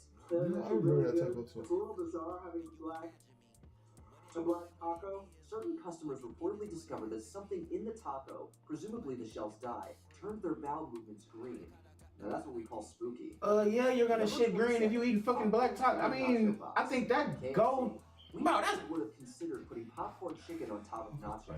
The menu Yeah. item, released in Australia, was Like, also motherfuckers served is gonna, with like, bro, if you additional come out with some mixes shit, of motherfuckers cheese is gonna and overdo it salsa. just to try to get lost. At this point, I just really believe so. Cause, bro, that's just common sense. green shit. Yes, you ate a black taco. Your shit's not gonna be the same color as usual. In case the wacky combination of That taco bread wasn't and the same nachos color wasn't as enough for usual. you, the fast food joint also It's introduced dyed, a my nacho nigga. It's burger dyed. to the menu. New KFC spicy nachos. Whoa. Single fillet, cheese, hash browns, salsa, and a spicy nacho. Why pick between I different don't types of remember that. cuisine when you can That have bitch it all look at good as once? Number 26, cheesy macaroni bites, Jack in the Box. Mac and cheese That look like a isn't hit a to me. dish we typically Sorry think to of say, as that portable. look like a hit to me. That changed when Jack in the Box made it into a finger food. I never liked with it this that. I not never liked it that menu putting item. The tried macaroni shit, up in deep-fried finger pockets foods. I were never easily liked that handheld, shit. Perfect for eating Burger with your King mouth tried it. out. I never liked Lightly it. battered deep fried triangles filled with warm macaroni and Kraft cheese. Great for people That the on the go. macaroni You was may good remember though. the ad they This nigga is 76 highlighted overall the small item's forward. portability You're by definitely suggesting going that to it was small much safer forward. to eat while driving than, say, You gonna burgers start or over hot this nigga. dogs. He gonna be mad After being about it. removed from the menu for a brief time, the dish returned in do mind you going 2021 back to with a shooting slightly guard. different name and look. This cylindrical variation was dubbed the Mac and Cheese Bite. My $4 mini munchies, only a Jack in the Box. Number 25, Oreo Dessert Pizza. All right, Shane. All right, Shane. All right, Shane. Don't always combine well. While the idea of an Oreo-inspired pizza is one that I would bang that bitch. I remember that bitch. I wanted that bitch. Would you bang that bitch, Shane? That's not stuff, man. When I was a young nigga, I remember that. I wanted that. I wanted The that hot bitch. dish consisted of a bland wafer crust, cloyingly sweet vanilla icing, and Oreo cookie crumbles. That nigga Not caught a it to good the balance deep of ass flavor breath and over texture. here. That nigga The end sick. result felt more savage. You know, I ain't been on the Oreos lately, boy. That bitch, he just seen on that commercial. Woo! Hell no. I ain't gonna lie, I wouldn't like that though. Was pretty unanimous. Nigga, give me the one on the commercial. What the fuck is that? Number That look like real pizza I ain't gonna dough. lie, Shane. I mean, then we Nigga, gotta- I believe it is, bro. That is pizza dough. It's pizza dough, but topped with, you feel me, dessert shit. Niggas gotta do some reaction for sure. Cause bro, we gotta watch this shit on stream. Like, bro, what the It's fuck like if you was gonna give me that? that, thin crust my shit, bro. Starting in Thin crust. 2000, McDonald's tried to make salads exciting with their McSalad shakers. They served the They meal in a crazy. small cup-like container with the dressing on the side. It was up to customers to add the dressing. Me too, and Shane. distribute it by shaking Me the container, like the motherfucking name too. suggests. Now's the time to head to McDonald's for crisp, cool McSalad shakers. Just pour on your favorite. But I'm gonna tell you, I remember this shit because I seen this on one of their other videos. I seen this on another watch video. I don't remember man. I never seen this bitch in person though. I ain't gonna lie. I remember them talking about this on another one of their videos though. That's what it is. Number 23, foie gras ricini burger, Wendy's. Here's something for the high-end foodies. What the fuck? Inspired burger debuted in Japan in 2011 when Wendy's was making a push to open more locations in the country. It consisted of a square-shaped patty capped with a heaping slab of foie gras and flavored with truffle. Talk about a fancy offering. We've never seen a dish like That this shit sold in a look quick good, service but I joint. wouldn't. When it was first released, It's too much for a fast food restaurant. Yeah, like, bro, why I know do y'all y'all gonna got fuck me some up, bro. bricks? I know for a fact y'all gonna It fuck look like you gonna be shitting on bricks. Come on. Comparable dish served at a New York bistro. Number 22, Cap'n Crunch Delights. Shane! This menu item only exists in our dreams. Fuck! Call it a breakfast dish. Why did I miss that? Dessert. You can tell that shit new as hell to me. Why did I miss that? It got to live my. Oh, yeah, that shit new as hell. White pink pastry with a sweet cereal milk What icing happened? center and an outer coat. That nigga said, "Where was I?" Not only are they pickling sweet, Where was I? it's always fun when food comes in a ball form. You ready? It's even better Yeah. when they don't turn our waste into a You funny know, color. dude, Number 21, Nightmare. Oh my god, I remember this nightmare. Is this the Burger King shit? I remember Yeah, this bitch. bro. Fast food chain is releasing a burger called the Nightmare King, complete with a green bun, a quarter pound of beef, chicken, cheese, and bacon. In terms of the ingredient list, this On some Frankenburger straight is a Halloween little shit. excessive, sure, but it's not It's an nearly as insane obnoxious burger right as some of there. the entries we'll be talking about later. It Nah, consists that of a nigga beef should be patty, back there. a crispy chicken fillet, thick cut bacon, That's not and their usual good. toppings, all sandwiched between two I don't dark think green chicken's supposed to sesame be seed buns. The real burger at curveball, all. the fact that according to Burger King, consuming it is clinically proven to increase the likelihood of bad dreams. Nigga, that is a crazy study to even have. With this burger, the impact on sleep is going to be primarily based on all the different proteins in there. See, I wouldn't even do that shit. Ate that shit, went to sleep, and then that bitch fighting Frick. Spam and Oreo burger. Why the fuck am I That going nigga with said, it? ain't that bitch went to sleeping on fighting Freddy. Slabs of spam. Oh. It was a strange sandwich to say the least. McDonald's in China has come up with a spam burger. Okay. No, no. Nigga, spam burger for 13 bucks. Some accused the Getting fast off. food joint of purposely introducing a bizarre meal in order to Getting grab off. attention. Others were simply Getting off. displeased by the odd topic. Spam only costs Bro. like 20 cents. Getting off. Getting the fuck off. That's literally looking at a motherfucker and say, hey, fuck you, nigga. Buy this bitch. Number 19, Crown Crust Carnival, Pizza Hut. Man, that shit look Quick good. service pizza joints have tried to put their spin on the crust, but this menu item It look tastes the good crown. to me. Pun intended. Bang. Nah, yeah. Let me have walked the Pizza Hut and see you eat that shit, boy. Oh! What that nigga Russell Westbrook do? Also with other fast food classics. What that nigga Russell do? I would have been that. You ain't been buying that bitch. Nigga probably would've been taking the patties out the bun at the time, eating the meat and the cheese and shit. Without the bun, all type of shit. God, look at that thing. Wow, now that No, that's a different pizza. one. That's a different one. That's a different one. It gotta be a bigger pizza. That's a different one. There's no way that's the same Capped on this one. bitch. They just capped on that bitch. Nah, this Little Caesar shit. Fast food pizza chains are always innovating. Back in 2016, Little Caesars decided to appeal to the nation's obsession with bacon by taking oh-so-addictive meat and wrapping it around their deep dish pizza. I ate that bitch, and honestly, it was not good.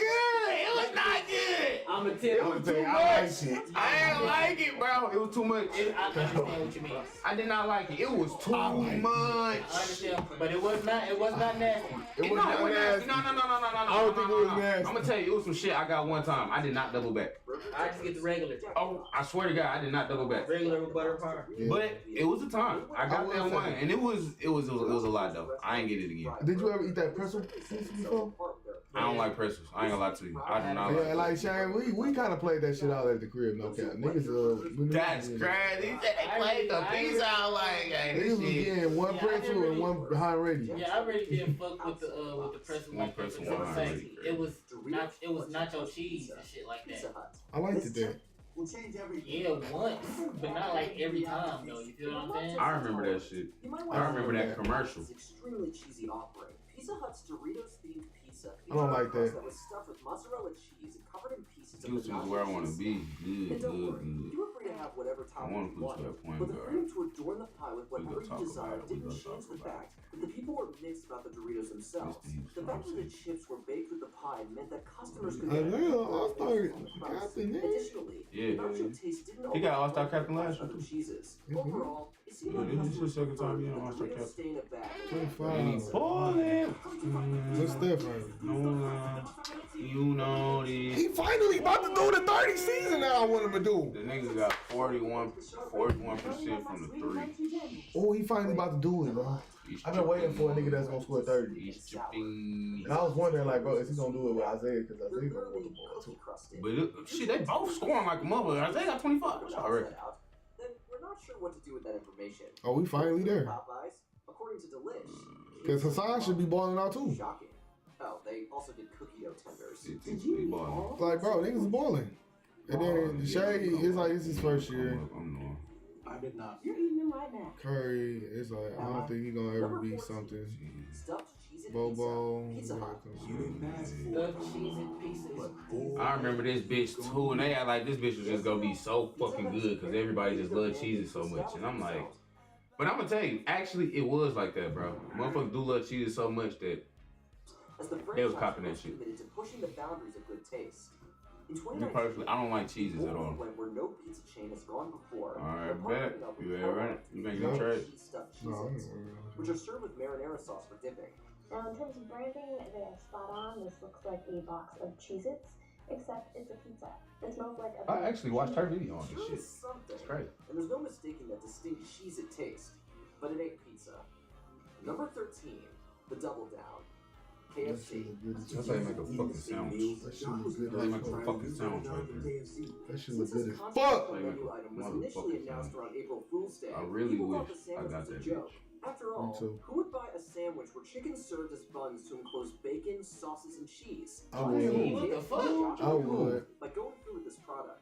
Admittedly, the Double Down did have its fans and sold over 10 million sandwiches. Exactly, However, nigga. they I still should have been one failed of to them. convince KFC to keep it as a permanent menu item. The sandwich would go on to inspire wilder variations, such as a double dog sandwich that literally doubled down on the meat. Not to be No outdone, diddy. the zany original has made several returns, including a surprising comeback in March 2023. Steph MVP. Steph is MVP first year.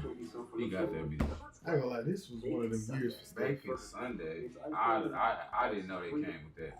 And that looked ass right there. This is exactly my burger. Oh, it's on TV. Okay, I see why. It's on. Sweet and savory, when properly introduced to one another, can make Bacon. I mean, but when what's the name just did it, it was cool, huh? However, and the result, When they did the peanut butter bacon, it was cool, huh? for example, the I bacon didn't say shake that shit was cool. Shit, they said it was cool. Released in 2012. They was on that. You know, Winning itself some devoted followers, but they still were few and far between. The finished product, a sundae with a strip of Good bacon, job, KC. Both sides admittedly tripping. lacks finesse. You're Hell Elton. damn. Elton. Cheesa. I'm gonna call you Walt. I remember this bitch. This bitch came out not too long ago. Tried to shake up yet another I wanted traditional that food bitch too. recipe by putting a new But then I spin thought on about it. I pizza. said, bro, The you know what? I revolutionary don't. creation dared to put toppings you would traditionally find on a Hawaiian slice on top of a cut of chicken. For some consumers, the idea of James basing made this concept on one of the most second team, controversial It's like pizza maybe orders was it'd be already good, too much. but I But wouldn't even do those who it. don't mind Hawaiian pies had an issue with this. Not only did it fail to look as appetizing as the ads, but the sauce was reportedly too sweet, and the ham topping didn't make an impression. Despite all odds, this product got a second chance in 2023, but we The doubt biggest we'll be replacing blockbuster is normal crazy. pizza orders anytime soon. You gotta try this. It's called Beyond KFC. Number 10, pumpkin spice French fries, McDonald's. Man, that's really Man, good. get the fuck out of here. That's delicious. I don't really taste pumpkin out of that though. And pumpkin spice anyway. It's basically just. Alright, chat. I hope you hearing this shit, chat.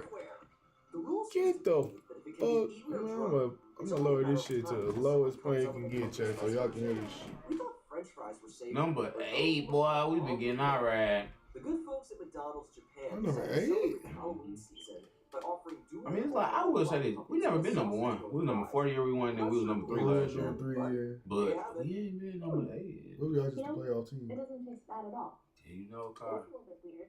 No, I've never man. had a sweet Honestly, version I kind of am. with It's some kind of french fries underwhelming. before. Number 9, Cheetos sandwich, KFC. Right, this probably the first year I feel like my team can actually lose this shit. I like it more when I think I'm gonna win and I win that bitch. Then I don't know. It's like two logos in every bite. Maybe KFC felt bad for leaving. But yeah, it's making me feel like the league just ass type shit. You know what I'm saying? Rather than Unveiled their next weird and the wild. league ain't really that good right now. yeah. So it's making me feel like my shit. I would say the 90s league turned And up. a handful of Cheetos. Of course, Shan, we what you mentioned eat that Taco Bell did it first with their Cheetos stuffed quesadilla a few years earlier. I'm gonna tell you straight up, I would eat that So, cheese stuff. that's something to brag about now. Number 8. No, the fuck I would never. I would. You got the high version? Nah, hot Cheeto one gang. I might eat that. I might eat that. Words of Lord 7th, I'm eating that shit, chat. What? Fuck no. On some drunk shit, maybe. I don't know. Bro, a sour ass slushy, bro.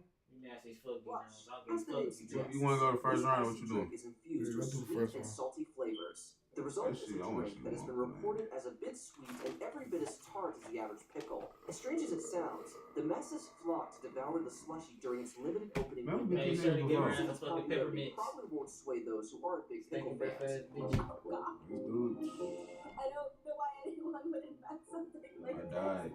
For those who dreamed of I having almost this fruit in lived icy form, though. I was this supposed to bright live. green drink should fulfill their Listen. needs. Bitch, your motherfucking mouth smell like pickles and curly fries. Papa John's. Yo, imagine talking to a bitch after she just drank that stuff. Ugh, nasty ass. Take a 10 to a Sauces, salad. tomatoes, and onions. Fuck. Brought back the Yeah, look, half. Added razzle dazzle. Fritos were piled high on top after it was Them cooked. niggas nice. They got Dominique, and Dominique probably just did that because he was actually done at 30. Who thought the sauce lacked kick. However, all would universally agree that the pizza had a major design flaw. If the Fritos that topped this pie didn't get soggy on the way to the customer, they would definitely get gross overnight. This meant customers had no choice but to consume the whole thing in one sitting or remove the Fritos. The most surprising part of this chili pie is that its obvious flaw was overlooked. probably makes chili mac.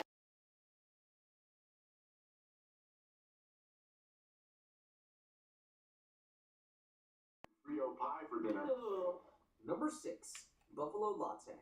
Tim Hortons. While there are many kinds of Buffalo lattes out Latte in the is world, crazy. a famous Canadian chain decided to break new This was ground not with a too long ago. revolutionary I just idea. heard about this Tim shit. Hortons took a standard blend of milk, mocha, and espresso and decided to add some buffalo seasoning to the top. A whole lot of weird before coffee. This drink was meant to be an homage to the She New not York even City town going where I think that shit was spicy in sauce Buffalo. created. But it seems like Tim Hortons would have been better off with a different tribute. For those who have tried it, the latte and buffalo elements were apparently okay on their own, but very lackluster together. It was probably for the best that this novelty tribute didn't get further than Buffalo, New York. Whatever you order Yep, here, yep. the whole team enjoys serving it up to customers who Maybe can't it's get enough. 2K at this point, Number y'all. 5, chicken flavored chocolate truffles, 2K. KFC. Chicken flavored chocolate Sanders romance truffles. novella. It's 96 pages and it's No, I will titled say this. Tender Wings of Desire. If You think KFC It was is pushing back like- fast food in America? You should I ain't see gonna the say sort what of I was madness gonna they're say, boy. I ain't experimenting gonna with in New Zealand. They gonna think I'm so Chocolate truffles are a nigga that I popular do treat bitch. and would make for a welcome addition I to any can't even dessert say menu. that. But chicken-flavored truffles are a serious curveball. Why KFC thought this was the perfect treat for Mother's Day 2017, we're not sure. Happy Mother's Day. Bro, that's a fucking trick, bro. Imagine that's a prank right there. Customers via online That mama think you just got her some chocolates, and then she tasted that shit tastes like chicken. When this famous food chain wanted to spice up ordinary burrito offerings, they Yeah, decided you to tricked the incorporate fuck out of me on that shit. That's a prank right there. Cause that shit gonna literally sit there and look like chocolate, all type of shit. Dubbed cayenne popping crystals by the food chain, sweet and hot garnishes were meant to be poured onto a burrito. Consumers could simultaneously feel the novel crackle of cayenne in their mouth while consuming a familiar topping. Bro, what? Set up to create this meal, there was still an issue. What did they say? Bro, them niggas, you know Pop Rocks. Remember Pop Rocks, the little candy? Yeah. Bro, these niggas basically made some sriracha, basically Pop Rocks type shit. That you layer this with if you guys try this one because it's a little too sweet. No, But it basically is like little cayennes. It's little cayennes that actually pop and shit. Pop Rocks have been kept away since the item was that announced. don't sound good to me Number at all. 3, T-Rex Burger, Wendy's. Hey guys, I'm Paxton Elrod. I'm Alabama Boss. And today we're at Wendy's about to try the prehistoric T-Rex burger.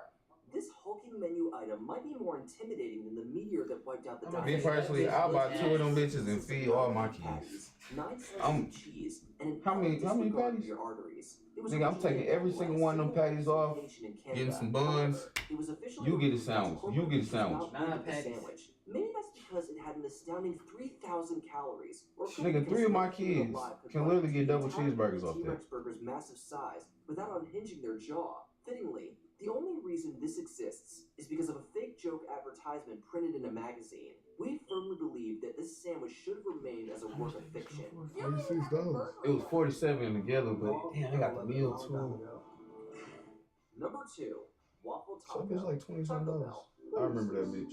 A waffle taco? What's next? A pancake enchilada? It's a slippery slope, I tell you. Pancake enchilada is crazy. Today they're eating waffle tacos. Do that sound bad to you, though? Claim Do it's that so sound bad? bad. It don't Craziest sound fast bad. All food right, no, okay, as long as I'm not is tripping. Taco Bell. Long as I'm not Taco Bell is no tripping. stranger At least the to niggas want to limited check time that shit. offerings. With this, however, they really Yeah, I hate when the niggas that beat me lose. I'll be like, bro. This thing can hardly be called a taco. Makes It's a sense. breakfast sausage patty covered in scrambled eggs and shredded cheese folded together in a waffle. We're all for breakfast tacos, but this is madness.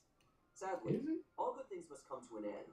In 2015, it was replaced by a biscuit taco. This is the bacon, egg, and cheese biscuit taco. It's warm and it's fluffy. That's ass. Before we continue, be sure to subscribe to our fucking channel trash. and ring the bell to get notified about our latest Why would y'all videos. downgrade the idea? I don't even think I would need nobody in this draft. What would y'all downgrade the idea?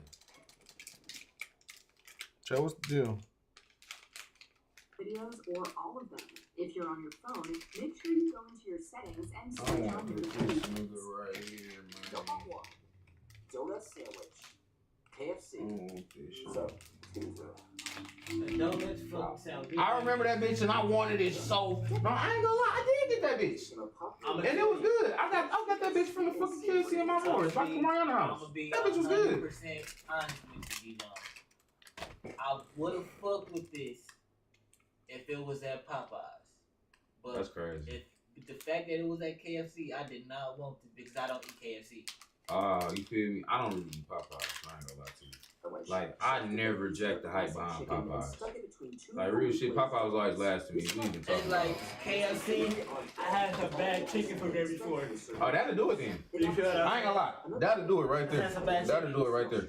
That'll wipe a nigga whole And it wasn't even the franchise fact off that the it was map. bad. I just didn't like how it looked. I You see feel what what I'm you're saying? I saying. just didn't like how it looked. And it probably was a bad trip on some shit like that. From that day forth, I was like, oh yeah, nah, I don't like how this This is how y'all niggas, this is what that chicken look like. Yeah, fuck out of here. Popeyes never let me down. Why that chicken from Popeyes? My bad. Fuck out of here. Yeah, I ain't gonna lie. Popeyes and churches never let me down. See, churches is nigga. But churches for me, churches too greasy. Churches is my actual number one. And You that's right why though. You can't eat too much. I'm gonna But tell you. can't eat too much. I'm a love churches. And Popeyes biscuits, nigga. Clips from Watch. Nigga, Popeyes is not fucking with churches biscuits. That's facts. That's facts. That's facts. Churches biscuits that way. That's facts. That's facts. That's facts. That's facts. You got it right there. You got it right there. probably got a little bit too loud. Let me tone it down. Yeah, cause you talking about them bitches. I'm like, Let me tone it down. But I can say Popeye's fries though. I can't say they fries though. I mean, niggas don't serve fries, bro. This is a chicken spot, bro. Fuck that Come fries. on now, chicken and fries? Niggas don't serve all that fries. Them fries is new shit. Nigga, you supposed to serve wedges. Chicken and You fries. supposed to serve potato wedges. They got potato wedges and that too. shit not fucking with KFC potato wedges. Crazy as hell. bro, God, watch Mojo video. I don't know watch Mojo. I know Watch Mojo he Show. You said, huh? I said put on another Watch Mojo video. I ain't want to watch DC highlights of DC. Oh, yeah, I was gonna turn it. Come on, y'all. But they always do that shit. Just finna get his pick and you was go. And we was gonna sit there and laugh at that shit too. I ain't gonna lie to you. I God, saw we this shit was. about 50 times. Oh God, no I was still cap, be and we laughing was at gonna the bitches still like, laugh bro, at that this shit nigga for a DC fact. funny as hell. That's the crap about it, man. But I swear to you, bro, every single time, man, that shit just be dragging. It would have just been something that just caught niggas' ear, and I looked over, I was like, bro, this nigga funny as hell. Cause I'm gonna tell you, anytime I hear that Michael Blackson joke, I'ma laugh, boy. Nah, anytime I hear that bitch, tripped on that anytime I hear that boy. bitch when he talk about not just hilarious, but Valentine. no, not Valentine, the other one. B. Simone. B. Simone, when he was talking about her pussy, he broke out there and hated Oh, that shit was crazy. Oh, that nigga crazy. that nigga throw that bitch. He I'm fucking on up for Chris it. throw Let me that. tell you, brother. Let's see, Bill Cosby, what the fuck? That right there is an all-time joke for me, bro. That nigga said, no, you go back. Nah, you go back. Super villains. Unmatched fighting skills. Oh yeah, Mistake, she was too OP. Mistake was too OP. Says celebrities.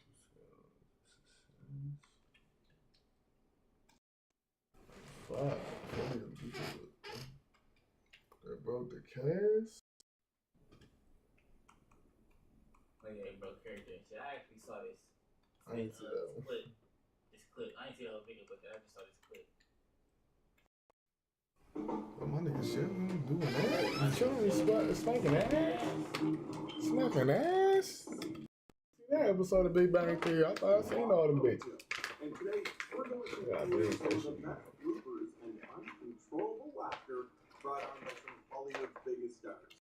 And we're starting with all the times Bill Hader broke the cat on SNL. Who was you? I don't know, man. They just add new niggas. Bro, who is this? Watch Mojo husband, bro. I don't know who again. Yeah, here we go. There she go. I know you, woman. Oh, so that funny ass nigga. I know he Order for the fourth pick. Ye never lie. Ye never lie. Unless Michael Porter go up like a motherfucker next year. Who knew that a character send-off would be so emotional? That nigga was a starter. I thought. You a what?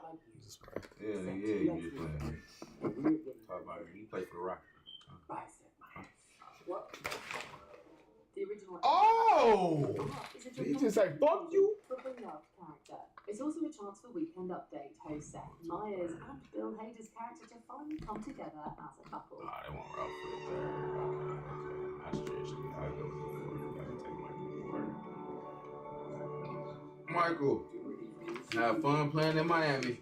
After a slew of He like this shit gladly. This nigga got 4 stars on this shit. Man, this shit, I don't give a fuck. That nigga said gladly. Studio as Hader and Myers get choked up.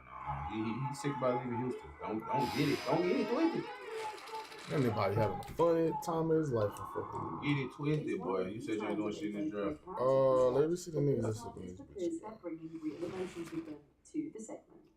These are the guys. Weekend Update. James One more Carville game. on gun control. Turning Nah, I into ain't a doing political shit in this strategist, motherfucker. Bill Hader transforms James Carville into a Be cartoon fucked up when on niggas pick Rich Weekend Smith, Update. boy. The character makes Let's fun of find his out. own appearance and even throws in some extra mannerisms for good measure. I mean, if this guy can walk out of a gun store without answering some questions, something has gone wrong. I mean, they made me answer 5 questions at the deli. It's fun to watch, but really hard to keep a straight face during the craziest moments. Seth Meyers easily breaks multiple times trying to keep Carville on track. I don't know, he's not that And funny. don't get me wrong, Seth. I like ghosts. You do? You like ghosts? Yeah. My Grandma Carville is a ghost who never leaves my side. Ain't that right, Hader takes the role even further as he uses his surroundings and even brushes up against his co-star. Naturally, this gets Myers. I don't know who he again, impersonating, a great so I couldn't showcase even for tell a you, man. hilarious performance. Sneaking in. Now, how would you sneak in? Maybe if I knew who he was acting like, I'd be like, ha ha, that's pretty funny. Number 8, Weekend Update. Seth's farewell. As if to return the favour of sending Stefan off in style, Bill Let me tell you, Shane, this ain't the one. We gotta character switch. to help celebrate Seth Meyers' final Weekend Update appearance. Couple friends running stuff by. Keep going. Nigga, a 5th pick for Ricky Green? Movie sequels that are not official. Keep going. There's a trilogy in there, I mean, I would, like, if I was a movie person, I wouldn't do it me personally, but I would want my person to live on forever. Even if my story end like this, I want that nigga to live on forever. Number 20, Road to Perdition. I had niggas dying in my movies. I ain't gonna lie. No, but the main character, like me, the main character, I would rather him just live on forever. See, that's how my movies would be, man. It'd be to the point, it ain't really it's not really no main character. It's just whoever the person at the time. You can die too. You can die too. That's gonna be the hard part about the movie. Is this nigga gonna die in this bitch, bro? Cause you know in the last one, bro, this shit was like, Chosen one died in the last one. All the time in the third one. They like, bro. They pissed off about it, though. Critics and that bitch, bro. That shit lame. hell yeah, they that bitch like, bro, what the The fuck? first movie literally got popularized because that nigga literally died in that bitch. And now y'all want to bring him back? Yeah. Number 19, The Prestige. Fuck is this nigga doing? The Prestige. This is the great Denton. In Christopher Nolan's intriguing drama, magicians turn their rivalry into... Oh, I heard this a good ass movie, boy. This some magician shit. And basically, boy, them niggas are ops. It's like, nigga, I'm a better magician. It's like, nigga, I'm a better magician. A tragic conclusion that leaves the viewers in shock. Either one went into the box, or the winner came back out. It's a chance. With a few tricks of his own, Nolan turns this narrative into a web of manipulation, lies, and surprises. The illusionists reveal shades of grey as their lives unravel. Showing that they've both gone too far for their art, the characters present thought-provoking ideas in their last moments. The magician takes the ordinary something and makes it innocent. Number 18, Leon the Professional. Okay, Peter. After her family is It's a pretty killed, good the movie, young too. Matilda becomes the unlikely... I only ever seen the end of this movie. No cap. I never even seen the beginning ever. And suspenseful standoff between... I only seen the end of literally where this nigga died. Hero. No, McKill not leaving. Then the protagonist escapes only to be shot down by the villain. The final moments feature a surprise that allows for the... I guess I'll trade this pick right now. I will trade this pick. Following the thrilling gunfight and the explosive climax, We'll this trade action like movie comes something full like that. circle while keeping the audience I'll on be its that toes. nigga by the time It's that ultimately cool. a powerful and bittersweet ending for the killer with I'll a be heart pop of shit gold. Larry Jones. I don't even know what that means. I just made that up right now. Number 17. Pop shit Larry Jones by Country top for Old Men. 1992. Who is this? You know who it is. When Llewellyn Now that's a Moss good ass finds movie. money, he ends up becoming the target of cartel members, an assassin, and the sheriff. His That journey nigga's involves crazy. many exciting and narrow escapes from the relentless Anton Chigurh. Killing niggas with an oxygen pump, gang, on some, like, it shoot pressurized air. You know. Okay, through your shit.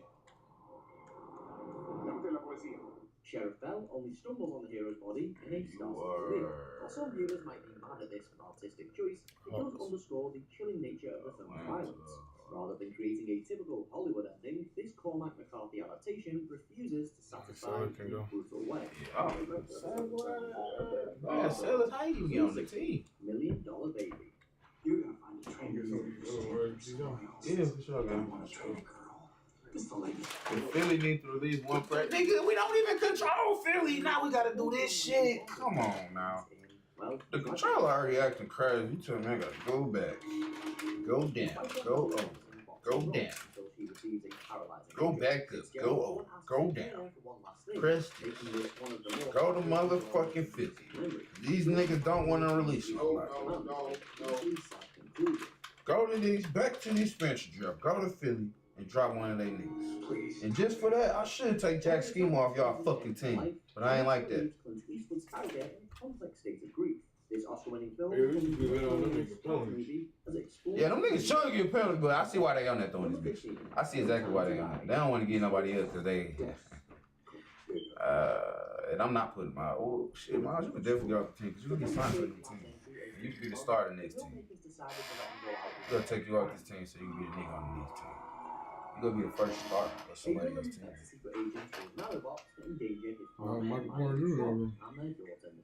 Staying on an island set for destruction, Bond makes the ultimate sacrifice in order to ensure his loved ones are safe. It's an unprecedented moment for the series that really sends off Craig's version in style. Most blockbuster action films tend to play it safe, but this time the creators decided to alter expectations. This finale shows both 007 Must be nice. and nobility, and Must be motherfucking nice. changes. And we still in what, the 80s? Wow. I cried. Scarface.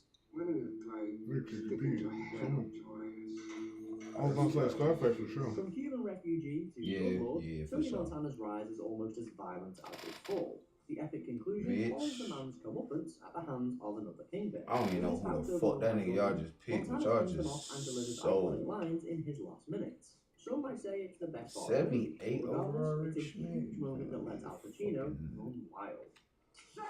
Goddamn beast. The main character endures so much damage that it's incredible he lasts as long as he does. I just want to see a sim cast because I want to know, do we spam Ralph Sampson or not? So we gotta get there. We gotta get to the final show. I ain't gonna lie, Nino died in history too. The Shining.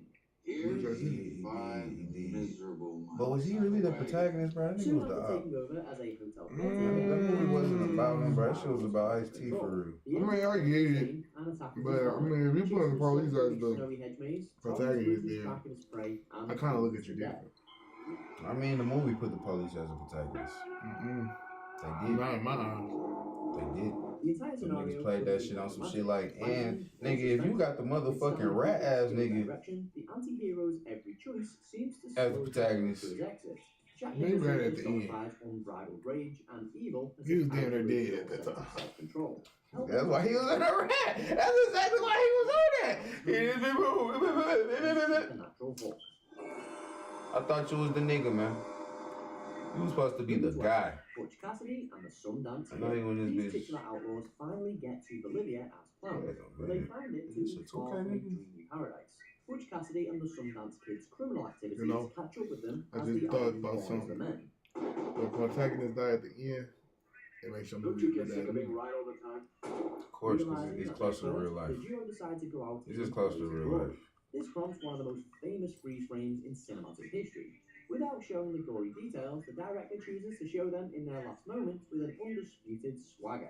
The mythical stories of the Old West are summed up in this exciting That's hard. and deadly end. Niggas don't even show me getting killed. They just show the freeze frame like, but you know what's finna happen, boy. I'm finna die, Shane. I'm finna die. That's hard as fuck. That's hard as fuck. If I wasn't going Straight up freeze, man. Let me go out like that. Just freeze frame my shit. Hey, nigga, I went out busting up. 2 shots. I went out busting out, pussy. You feel me? I did go out, though. I went out. You heard that shit, heard you. I could show y'all that shit. You know, and I was thinking about training day before. Like, who was really the protagonist in training day? But it was just Nigga, the white nigga. The nigga that was getting trained. Yeah, he was. This nigga like, bro, you doing it all wrong. I don't like that. It's called training day. He really was. He trying to teach him. He trying to teach you the game.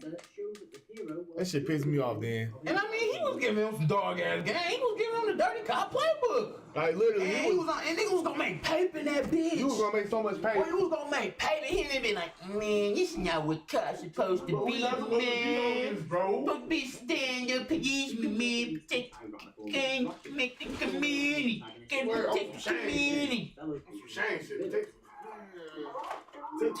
I ain't in hell, boy. We be fine. Nigga, get dirty, nigga. Brandon ends the hero's life before breaking out of the facility. It's an emotional rollercoaster of an ending that produces tears and nearly a shred of hope. What the fuck? You gotta know. The Spurs. I feel like the Spurs not gonna be good, bro. Inspiring from them to make a triumphant escape. I don't think I got a good franchise, bro. I don't. Hey, I was wrong. I was motherfucking wrong. We all picked up. Maybe I do got good franchises. That was a good pick. Over the course of this I don't think I got a pick. duo become modern-day outlaws. They also bond and learn to stick up for themselves before the authorities catch up with them. I was not fucking with this draft at all. This draft should be a fucking automated draft. Man, you tripping, bro. Some niggas in this bitch. Man, Rick Smith. Who else? I'm gonna tell you, 2K made a nigga too. Where that nigga at? Where did that nigga get drafted at? 6'6". But it also allows the women to fly into legend with their This nigga right here, I want to see what this spend the nigga. entire movie defying norms until they find another way. Oh, this nigga cold. I should have just drafted one. I should have just drafted that nigga. Still lingers to this And he got an 86 perimeter defense. I knew I should have drafted this Number nigga, boy. 8, Logan. By the end of this His potential fucked up, but they said that nigga was all NBA. Hugh Jackman gives Maybe a buzz type shit. Like, maybe that nigga could be all NBA. His hero barely survived the brutal matchup with someone else. But he's also desperately wounded. Logan's final breath those actors that movie was straight. It wasn't even the characters passing the weight of an explained I'm like, damn, I shouldn't even watch this the shit. last time we see Jackman play the part, but it's still an amazing send-off and tribute to his performance. You got Hall and Steph to sign this year. Did you sign in one of these other niggas though? Number 7, Bonnie and Clyde. Stephen Hall. Following the episode of the real criminal duo, Bonnie and Clyde come to a close involves a police ambush against the robbers. Stopping their car to help someone, both protagonists fail to realise they've fallen into a trap. Try to be the first $2 million nigga, honestly. Ray J was the first $2 million Unload their guns into the You know, you feel my steam, he's an all-star. Ooh, he said, oh, is that right? All these decades later, it's both an unforgettable send-off and a moments that helped change Hollywood filmmaking. The anti-heroes don't even get another line to explain themselves, instead dying in one of the most famous endings of the 1960s. Number 6, The Sixth Sense. How? M. Night Shyamalan's breakthrough movie, The Sixth Sense, still features one of the best twists ever. While it looks like Bruce Willis's Malcolm Crowe is alive, the end reveals that he's been dead the whole time. Just give me a chance. Whoa. It turns out that he didn't survive the shooting at the start of the movie. Turning the plot on its head, Shyamalan forces Crowe to confront his status as a ghost. Willis helps to hammer home this devastating moment in some of the best acting of his career. Damn, I was trying to watch that movie. I thought he just... The surprise enriches Damn. subsequent viewing. Damn, that's a good ass movie right there then. That is crazy. You're talking about the nigga went through the whole movie thinking he was survived and shot and then at the end the little boy like, gang, you a ghost, bro. You gotta stop it. You're not alive. Like, what?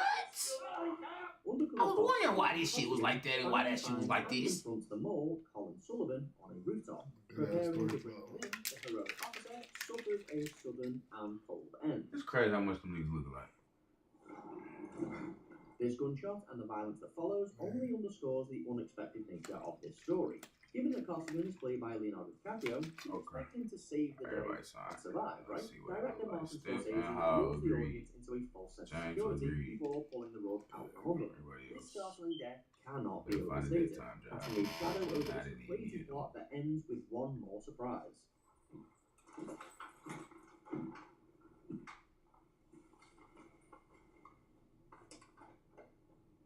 Number 4. No, he did him like that. Seems like an unnecessary risk. We watched this movie in school, matter of fact. That's the crazy part. Captain Miller and his men finally find Private Ryan, but they must defend a bridge before... It's probably one of the best school movies I ever watched. The ensuing battle leads to massive casualties, and the shooting of Miller before reinforcements come. So Mars, you went down, bro. He's just popping at the fucking time. In his dying moments, the officer gives Ryan an inspirational phrase to carry with him forever. Oh, but I can't die. Matt Damon bring this beautiful moment home with their subtle performances. It might be sad to Oh, you went up far, good shit. but he does get a perfect What you talking about? My adrenaline rushing when that shit happened, boy. You talking about, nigga, I sparked that tank up, boy. It's not Spark one bullet in the engine. Well, under this He was just popping that bitch like, man, I ain't even feeling that. That's why we lost, because you just injured. I get it. Oh, that make the world of sense. I think we should go out next year. Okay, with an injury, you still went up. Boy, I love you. What pick you pick that nigga with the A? Boy. You better be glad you hopped right one ahead of me. I was gonna do that. The movie scene features the protagonist's last words and the heavenly visuals of his Gladiator? transition. It's a pretty good movie too. Moments, director Ridley Scott ends the movie by exploring the main character's deepest thoughts. The Oscar-winning film then makes sure that viewers come away mourning the loss and happy that the fighter finds peace.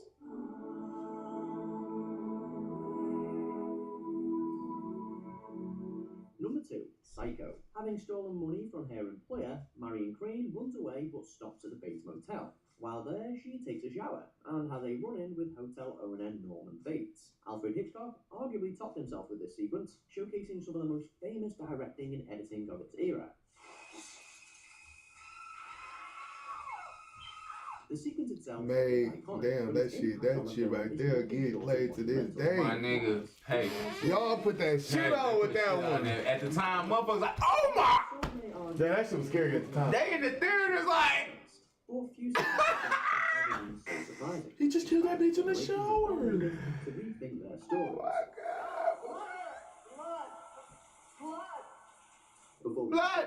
Be sure to subscribe. Blood! But 60s was just so... Well, 60 probably had some scary movies, but they probably didn't. Boy, I'm gonna tell you, boy. The 80s pop shit. Yeah, that nigga did say he was the king of the world. I ain't even gonna lie to you.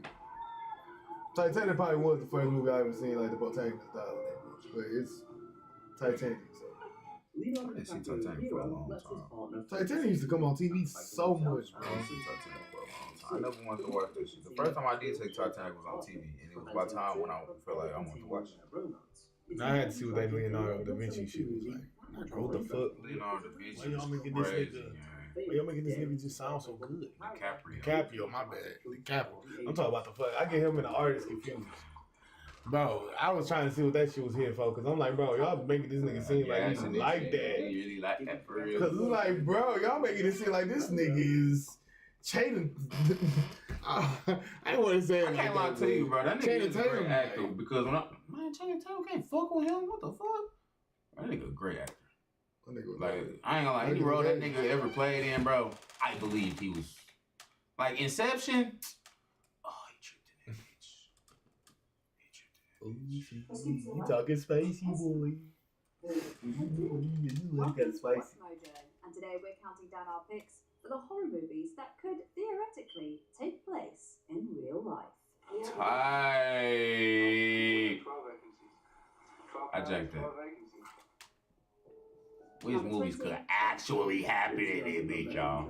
Once he accepts the fact that there is no God. Honestly, that's a great This movie. film is quite simple, but then again, the scariest movies are often the simplest. And that shit was in Detroit, I think. Prince break into a blind man's house, learning that he received a large sum of cash after a legal settlement. The only problem is this man is a Gulf War veteran, and he is extremely dangerous. Naturally, he doesn't take too kindly to some punks breaking into his house, and the thieves are forced to defend themselves. Of course, there's a major twist near the end that's a bit fantastical, but for the most part, Don't Breathe tells a pretty realistic story about some people trapped in a house with a trained killer. Where are you going? That's hard how she ain't give no spoilers up. She mad it so if a motherfucker still want to watch the movie, you can watch it. Number 19, Frozen. No, not the Disney movie set in the fictional country of Africa. Then what the fuck is we talking about then? 3 years before, and it is much Man, nobody know about this goddamn 2010 ass. Nah, I for sure saw this movie, and this was a good ass movie. It ain't fuck with Frozen. No, for sure not fuck with Frozen. But this Frozen right here, let me tell you about this shit. Niggas went us, you know, when they go on the thing, niggas got stuck, right? But they had got stuck up there with no signal and shit. You feel me? And they had got stuck up there on a week, like on the last day of the work week. So they was up there for days. Niggas trying to find a way down and shit. Long story short, Doggy Bone ended up jumping off. You feel what I'm saying? Breaking his legs. Type shit. They out there with wolves. She literally see her boyfriend get eaten alive by wolves. I guess he made a bad choice with that jump down. Yeah, he thought that it was gonna be safe because how freshly the falling snow was. He like, bro, this soft ass snow, bro. I'll be straight. I'm good, bro. He break his leg when he fell? Yeah, broke his legs and the wolves, they fucking smelt that motherfucking blood probably and seen a little down, a nigga that can't move for shit. Dog ass movie, I'm not gonna. You personally, I would fucking. I really sure would have took my shit somehow, wrapped that bitch around my shit, and hit one of these over that motherfucking all the way down. Cause if I'm going up, it's already directed down. The thing is, if my jacket ripped, I'm fucked, Shane. I'm gonna tell you, they got gloves. Why not just literally just grab? You don't got to slide. I'm gonna tell you because it's gonna make you start sliding because the momentum going down. It's not like this. Okay, the rope like this. I say do it like so this if you then. going down, Shane. I say do it like this then. What you mean? Like climb down, like with if you hold it like this, you're not gonna really slide all the way down if you feel what I'm saying, if you hold it. Oh, if you go like type shit, yeah. Literally like I ain't gonna lie, and at that point, that's a lot. It's just tiring. It's just tiring. Yeah. See, I'm in this bitch thinking I'd rather just get something so that I could slide down instead of having to grab. But them bitches sharp. That's what I'm saying. Once my shit once I start sliding so fast that it like burn or something like that and it rip, fucked up. I'm be fucked up. But hopefully by that time, you feel me? I'm not up as high, so you feel me? My fall go hurt and shit like that. But how the fuck they end up getting off? I honestly fucking forgot. I wanted to say some shit. I honestly fucking forgot how the fuck they got off. But I know for a fact that nigga broke his fucking leg when he jumped. And the wolves, like, literally ate that nigga. Dragged that nigga off to the woods. Ain't seen that nigga since. Stranded right off the ground with no one coming to help. If you've ever been skiing, you know how high these things go, and you know how terrifying this prospect is. It's such a simple premise, but oh so horrific. And they up there high with the wind blowing and everything. Red State. How much you think a cross like that costs? Even the dollars are common sense. Oh, them niggas had them fucking ski sticks. Shit, I would have easily took one of them ski sticks. But he took Bent that bitch over the motherfucking thing as much as I could, and nigga. Christian fundamentalism. And shit, by the time that bitch break, I should be able to just fall at some point. In the days when religious extremism was unjustly focused on the Middle East, right-wing Christian groups, such as the Westboro Baptist Church, a direct inspiration for the movie, were on the rise. This film was a wake-up call to Americans, a controversial one at that, and made everyone realise that terror and extremism can reside in your own backyard. That's how you play basketball. People just do the strangest things when they we got a good record though. Fuck. But they do even stranger things when they just plain believe. Number 17, X. In fact, I don't much like the looks of none of y'all. And my wife is next door, so I would appreciate a little discretion. In 2022, Ty West wowed horror aficionados with the double bill X and its immediate prequel, Pearl. The film is an intentional throwback to slashers of the 70s, with a group of young people making an adult film. They do so on the property of Howard and Pearl, an elderly couple who agree to host the filmmakers in their guest house. Well, they don't make for the most welcoming hosts, and begin systematically eliminating the young visitors. The premise is quite realistic, Why the fuck invite us as to our couple's come do this motives shit if you go centered around morality, youth, and jealousy. We'd almost feel bad for Pearl if she wasn't, you know, a serial killer. You just mad because you an old ass bitch, bro? Who's taking her out before the first war? Number 16, Hush. Mad because they whores? Like, bro, no. The bitch, she mad because they young, bro, and her nigga died, and so she ain't getting nothing. She said he died before the first war. After all, it's one one of the most realistic scenarios for a horror movie. This one puts a nice twist on the age-old concept, starring a protagonist who is both deaf and mute. She is Maddie Young, an author who lives an isolated life in the woods. This was a good fucking movie on Netflix, boy. They pop shit with this bitch. It's a terrifying scenario made all the scarier by the fact that Maddie I ain't gonna can't lie. hear They her pop shit with stalker. this bitch. Seeing a face outside This is the a good fucking window movie. is one of those universal fears. I would say this. I don't watch ass share. movies though. I ain't gonna lie to you. You know, I actually watched this movie. This Hush? Yeah. I Yeah, you feel me? That's what I said. This is a good fucking This shit movie. do look familiar, bro. I watched that shit with a bitch before. Like, bro, that's literally a good fucking movie. No cap. Yeah, I watched Hush. That's funny. That's the first time I realized like Apple had a whole like dev setting on that bitch. Cause I remember in the movie when her phone went off, it was like flashing and all type of shit. Yeah, no I'm like, cap. oh, that's hard how they shit do that. I had never knew that For shit some before. reason begin attacking humans. Look at them sound. Look at them effects. This the 60s.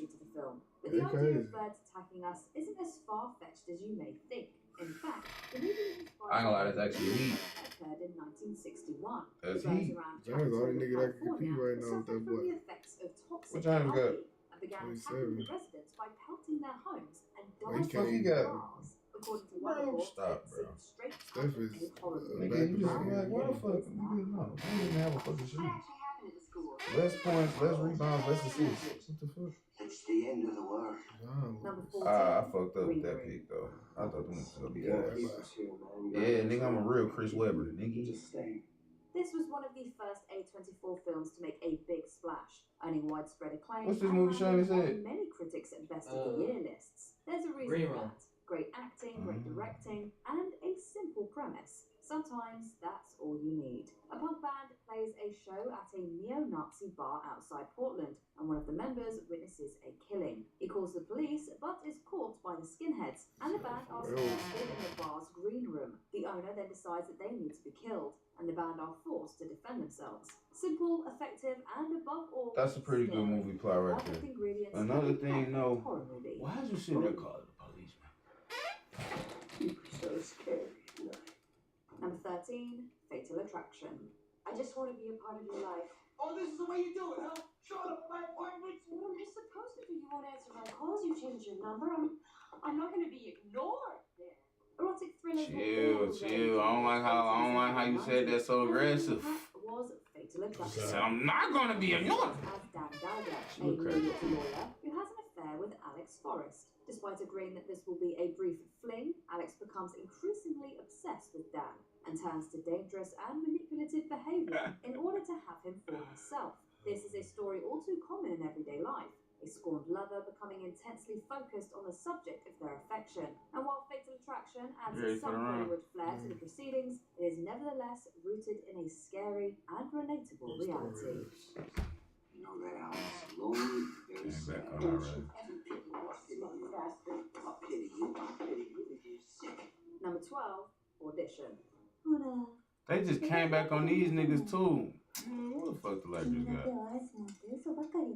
Just as erotic thrillers dominated the late 80s and early 90s, so too did J-horror dominate the late 90s and early 2000s. Takashi Miike's Audition is heralded as a horror classic, and its climax is one of the most frightening sequences ever put to film. Minus the whole audition aspect of the It looks movie, scary as its hell. What story is these niggas extremely got down to earth. A lonely widower wishes to move on from the death of his wife and meets young Asami, whom he immediately takes a liking to. It's too bad that Asami is a psycho, and she subjects the poor man to some incredible acts of violence. The movie nicely captures the literal and metaphorical horror of blind dating. You never know who you're gonna get.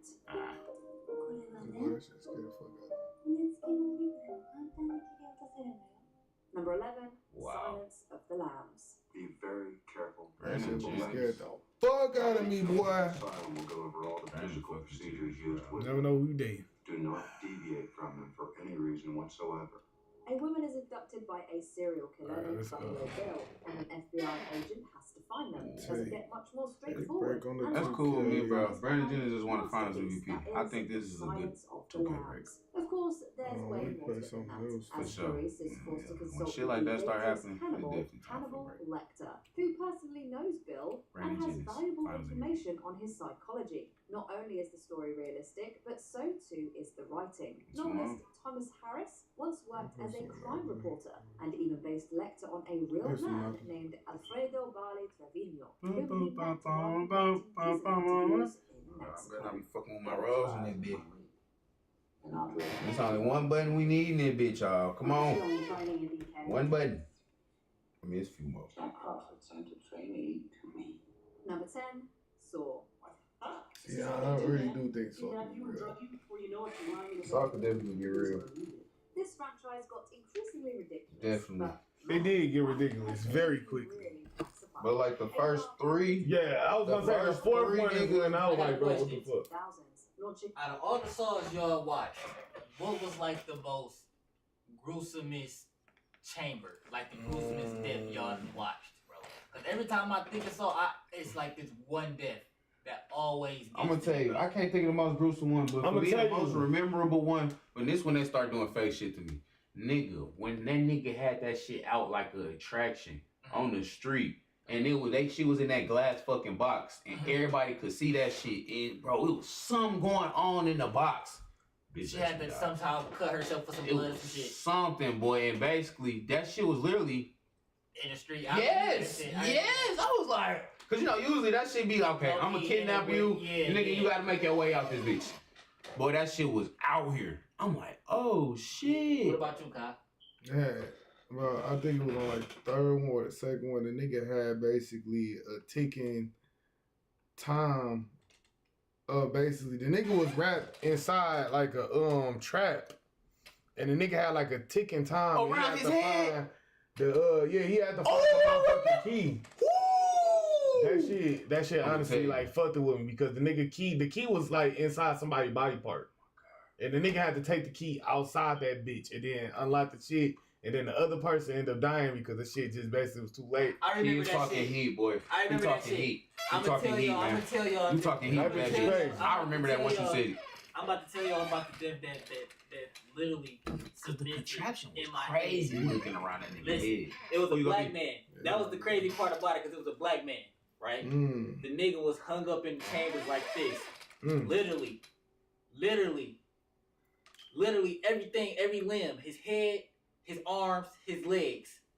And the nigga had to do some shit. But in the meantime, if he don't do that shit, everything gonna start twisting.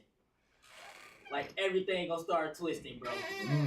Oh man. I used to cook some shit up in there. Oh man, when I tell you, bro, when I saw his fucking arm bone pop out his fucking skin, bro, I'm like, oh. I was like, man, I fell down to my knees when the wall came. I swear to God. I was just thinking about it. I was like, I fell down to my knees when the wall came. But yeah, that nigga got cooked up. I never forget that one again. That nigga got cooked up. Boy, he had that shit wrapped around his head, boy. Like that nigga put that shit on him. God, that shit looked, bro. It looked like the nigga head was wrapped in some jars of metal or some shit, boy. Yeah, no that cap. shit was like no fucking just cap. a big ass metal contraption. Just, I'm like, oh my. Like no fucking cap. That shit. And you gotta solve a dog ass puzzle, basically. Oh man, Bro, I used too OP. I used to hate when you used to put Too the OP. behind niggas' eyes and they used to have to pop their Like whole eye yes, out. bro. Like, bro, nobody has passed that test. Nobody passed that test. Like, bro. Nobody passed that test. I ain't gonna lie, watch Say, them what solve line movies is though. it? There's one right here. There's one right here. There's one right here.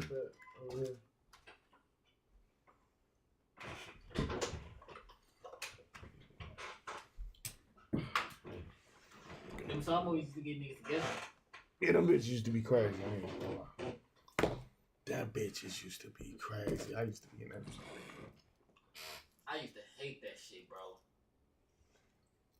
I'm not gonna. Do y'all remember the part? Do y'all remember that scene when it was like I think it was like a nigga laying on like a snakes laying on like a table and it was like a big ass like saw like not a saw but like a big ass thing like coming down to like slice his stomach, but he had to like push his hands. Oh my boy.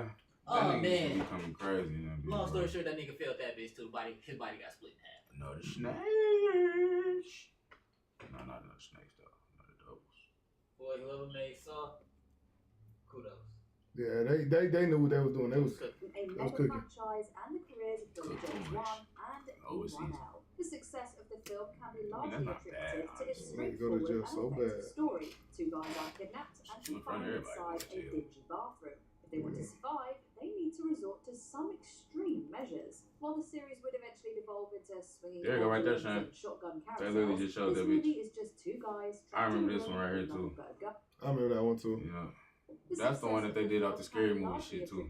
To a straightforward and effective story. Two guys are kidnapped and Yeah, I confined remember inside a that dingy one. bathroom. If they want to survive, they need to resort to some extreme measures. While the series would This the one you eventually talking devolve about? into Yeah, swinging this is pendulums exactly what and I'm talking shotgun about. carousels, this movie is just two guys trapped in a room with nothing but a gun, a tape recorder, and a saw. He doesn't want us to cut through our chains. Cause through our He wants us limbs. to cut through our feet. Number 9. So the first one started like that. I'm gonna tell you straight up. I almost only really seen the second one because all the ones I seen, nigga, it was multiple people. Yeah. It wasn't just no two niggas. I'm gonna be 100. The first one for sure was like that because I remember when that nigga cut off his ankle. Ooh, that's a dog ass 12. I remember when he cut off his Because ankle. I think the second one will for sure have more people. Yeah, most definitely the second Nigga, one. hell Like yeah, 6, 7 for people. sure. Like the And I second think one they probably was was the first one I and I think seen. they was like in like I want to say like a abandoned hotel or some shit. Wasn't they like a not abandoned hotel, Bro, but it was abandoned warehouse? Yeah, Bro, it was like a warehouse, bro. That Yeah. shit was like a warehouse. That shit was most definitely a warehouse. Fat ass rolls, I love it. Now this movie right If I here, roll the snakes and I go to jail, this movie right here is so crazy because it was true. Yeah. That's what made this movie so fucking crazy. You ain't lying about that, Shane. Yeah, 1970. boy. That shit was insane, Shane. Serial killer Ed Gein might have inspired the story, but this film is entirely fictional. Of course, that doesn't mean it couldn't happen, and the opening crawl and crime scene footage cements the illusion that this could be a true crime story. Although today this Toby Hooper joint is famous for its graphic and brutal violence, audiences were unprepared for the realistic portrayal of the senseless killings of these teens. I'ma Although tell you. we can't prove How you know she was gonna look so I'ma real? tell you. This shit right here, He said, this is a lot. It's a bit much. today this scene right here seems so much hardcore. I think it's the camera angle. I Is it think so? it is real. The camera angle make it look like if you was looking at it like from, it make it look like I'm in here and I'm looking at you do that shit over there like, oh shit. Type shit, like I'm sneaking around the corner. And Like shit. you really not watching the movie, you watching something happen. Like I'm More there. so you watching Like the I'm video. there. Like Yeah, I'm there. yeah. Yeah. It make it so like I'm this watching shit the right video. here just seems just so fucking crazy. Snake me. Damn. Like, man, we can't get him snaked in here. We want to go to jail. I think why it also look crazy is because when he in the newer ones in this like his own little domain, they had his shit downstairs. I'm gonna tell you, he did a great job with his acting too. They had his shit downstairs. Like the body language from this nigga and shit, he did a great fucking job. And they had it like leading through the kitchen too. This right here, this some shit like you would see when you first walk into the front door. Like the way he slammed the fucking door, it makes it seem That's like why I said he that pissed shit. off about having to like drag by him. Like, come on, like he did a good job with that shit. Never do nothing right. Yeah. Joint is famous for its graphic Toss the and body brutal down. violence. They was pissed off in that bitch. Although we can't prove there are any cannibalistic families living in rural Texas, we can assure you that driving around in creepy Yeah, that's the door you for sure see when you first walk into the crib. won't end well. Number 8, Jaws. Jaws. $7,000 for me by myself. Jaws could happen, I guess. Yeah, yeah. For sure, Jaws could happen. The whole damn thing.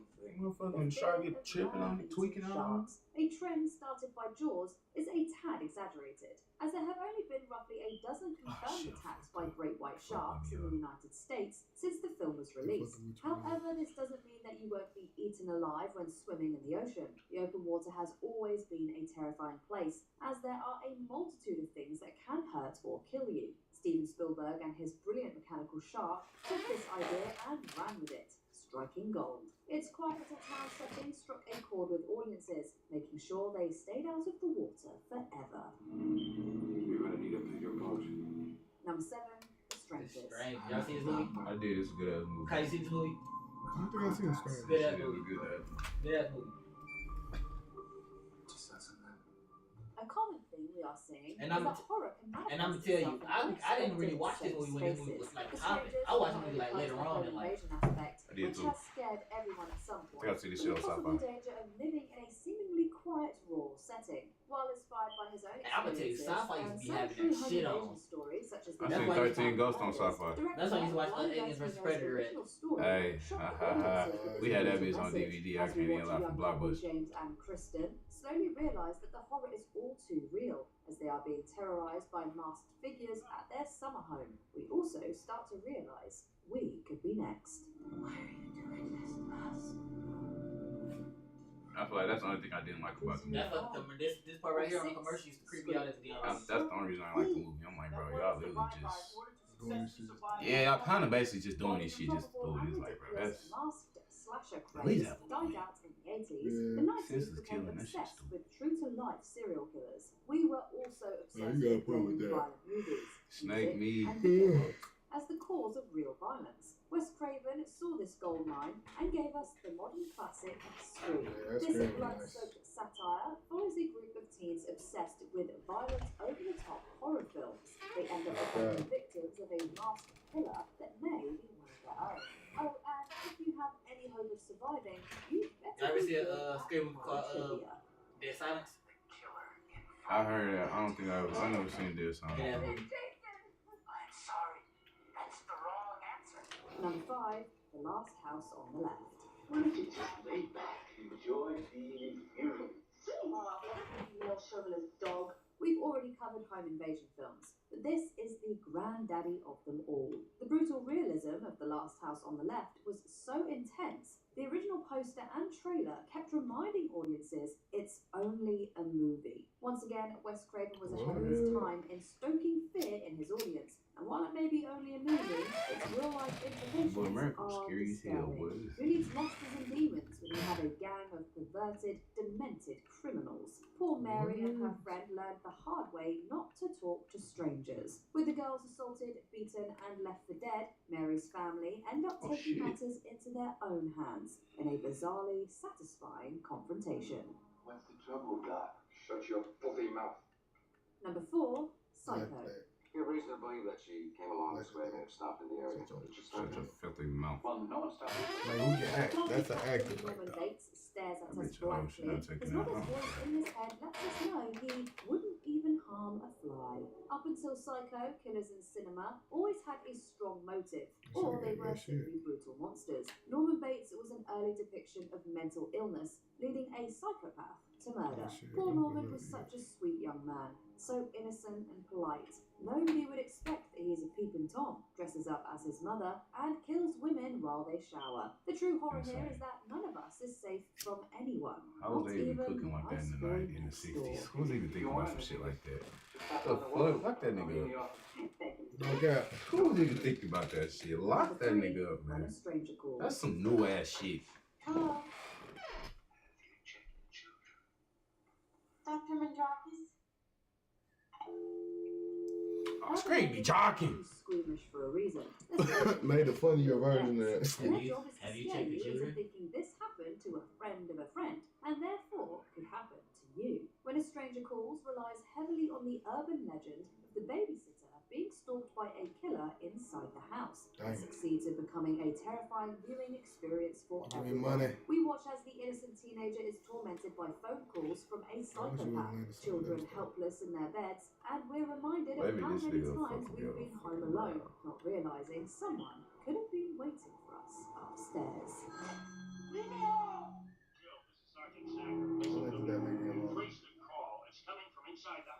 You can tell she paranoid in that bitch. Oh, really answer the phone, bro. They're like, bro, I'm sorry. It's me. And now you'll make it right. This movie offers us a more outlandish premise. I see this movie on AMC. I think I seen this movie. This was one of the first old like type movies that I seen where I was like, huh, this is a good old movie. Yeah, bro. No, he fucked himself up, and she like, oh my god, you my favorite white in the fucking world, man. You my Say nigga. to yourself that you're not a celebrity, but then you realize that almost everyone today can be found via social I would sure comes see with this risks. movie. And of course, Stephen King was Basically thinking tried of to his force Buddy own to write a status book. as a famous author when writing this. But any one of us can have a stalker watching us somewhere. Yeah, I was trying to get this brown off this. The Browns went off the board till he just landed that shit. But I was just trying to get this other brown off this nigga, off fucking Serafina ass. She was not You going. have the option to be notified for occasional videos or Damn. If you're on your phone, make sure you go into your settings and switch on notifications. Number 1, funny games. Home invasion has been covered in so many movies, and it certainly is a chilling experience. But it's a whole other level of horror when you invited the evil into your home. Director Michael Haneke gave us the perfect monster movie. So it wasn't the by Browns. She introducing didn't us want to to get the that calm railroad and up. Peter That's and why Paul. she was As acting they're like that. welcomed into George and Anna's vacation home, they decide to have some mischievous fun, which includes torture, torment, mind games, and murder. The family is inevitably punished for their kindness and hospitality, and we're taught never to answer our door for anyone ever again. You talking about Which French of these movie, horror man? scenarios would you least like to find yourself in? Let us know.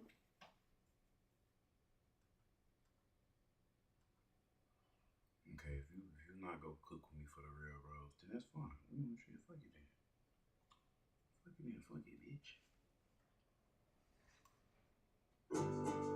Which one was this song? Best supervillains in this motherfucker. Ooh. That was a good ass movie right there. That X-Men First Class is my shit. I fuck with this nigga too. He a newer nigga though. I ain't gonna lie, but I fuck with him. That nigga dog loose as hell.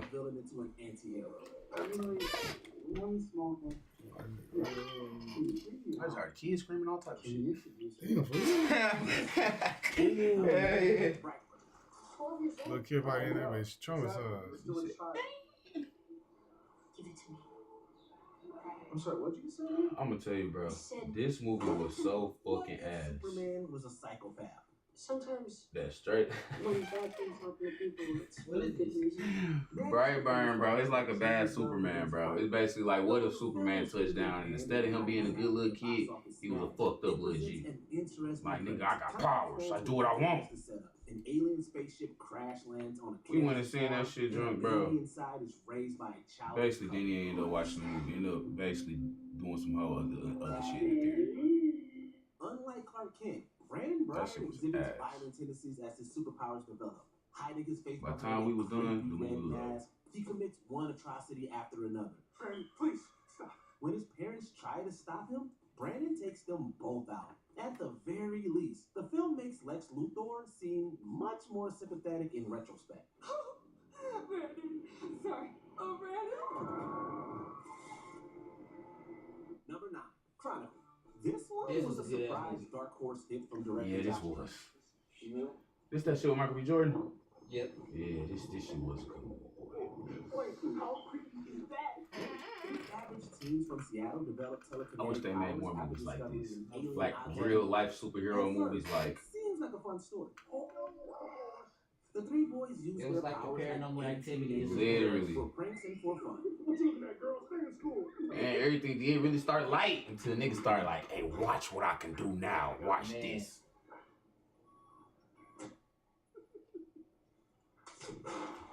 Things take a dark turn when Dan DeHaan's Andrew, a victim of bullying, uses his powers to fight back.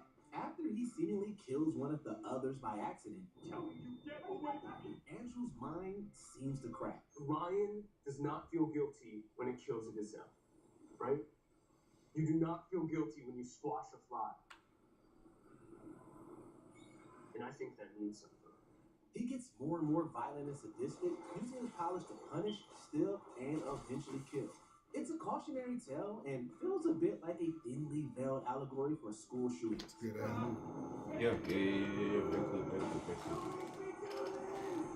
Number 8, Megamind.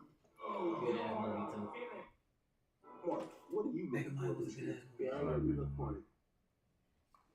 Feeling alright. It's just not a superwoman. Yeah? What's the difference?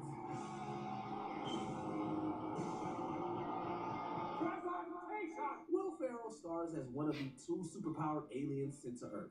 While his nemesis Metro Man I did not know that was become real the filler. world's greatest superhero, Legally Megamind did was not know raised that. in a prison. Can we keep it? He is a victim of circumstance who takes his frustration out on the world. You trying to turn me on the photo? Do I look bad? Disgustingly horrifying. That's cool. That is until a relationship with reporter Cooking. IG-SlimeRichiee helps turn Megamind's life around. When his erstwhile apprentice turns against him, Megamind is forced to become a hero and save the day. But aside from saving him is actually a surprisingly poignant reminder that the way we choose to treat people has great bearing on how they turn out. Alright, put your hands in the air. Now hand over your wallets.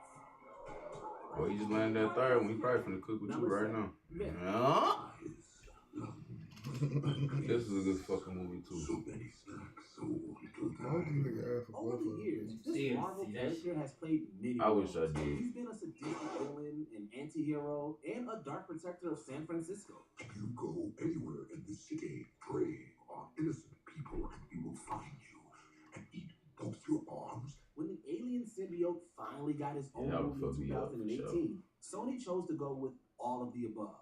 I am Venom, and you are mine. When down on his luck, reporter Eddie Brock comes in contact with alien goo, he transforms into an almost invincible monster and runs rampant, happily eating any criminal stupid enough to get in his way. Venom All the is places more to than run, an you just gotta entertainment bounce on alien. every fucking Having car been you part of see. an alien relation to invade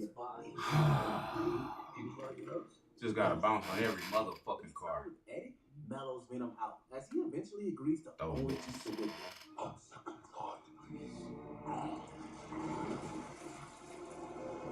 Number 6, Split. Y'all see this? This is a good fucking movie. I seen the whole trilogy, no cap.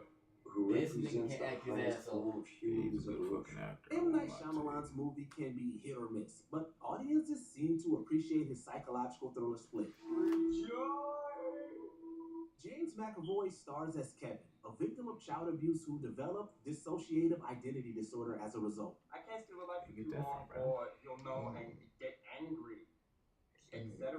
McAvoy's acting chops were stretched to their limits. We will find our purpose. Portraying 23 separate personalities. Miss Patricia and I, we are ridiculed. Now, we're not perfect, but we don't deserve to be ridiculed. While some experts were disappointed with Shyamalan's unrealistic version of DID, the writer and director had a purpose for the strange direction he chose. Kevin's version of DID isn't just a psychological condition, it's supernatural. He's tall. He's very muscular. He's got a long mane of hair, and his fingers are twice the length of ours. He believes we are extraordinary. When he unleashes his most violent alter, the Beast, he gains superhuman strength and durability.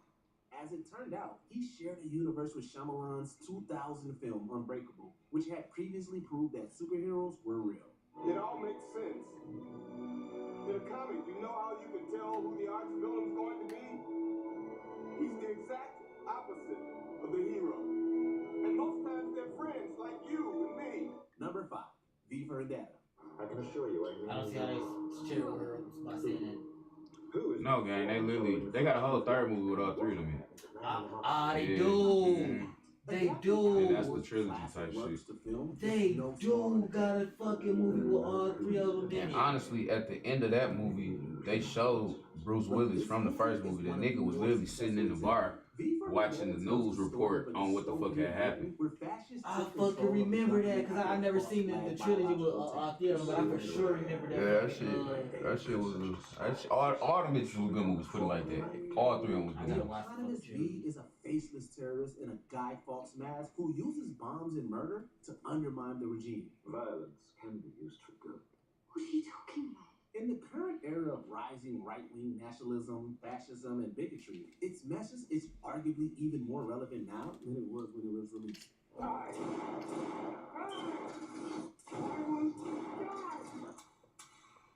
won't you die? Beneath this mask, there is more than flesh. Beneath this mask, there is an idea, Mr. Creedy. And ideas are bulletproof. Number 4, So I thought he dodged them bitches. He ate them. We stole the Times Square Jumbotron. Nigga with the NBC peacock at the top. Payments. Rolled it into a worldwide phenomenon. Oh wait, he not paying shit. He was already right there. And his bug-eyed yellow minions. Go dance on rock. After adopting 3 orphan girls in the first one, Yo, that's crazy. I just saw that nigga. secret agents. Ah man, that is insane. I didn't even think that they'd cheat like that, Sequels and prequels flesh out both brutal but I just don't be thinking about Monopoly. deeply empathetic villains. You would actually That nigga said I just don't be thinking about Monopoly. Boy, they be cheating like a motherfucker. They haven't accepted me yet. Ah, y'all know I need that little 200, man. Odds with other bad I guys need more that often than little. not. From facing down the vicious 6 as a child supervillain in training to taking on evil former child stars and luchadors.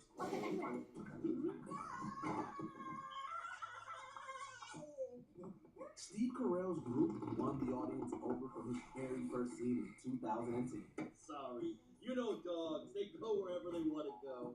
Unless they're dead. I'm joking.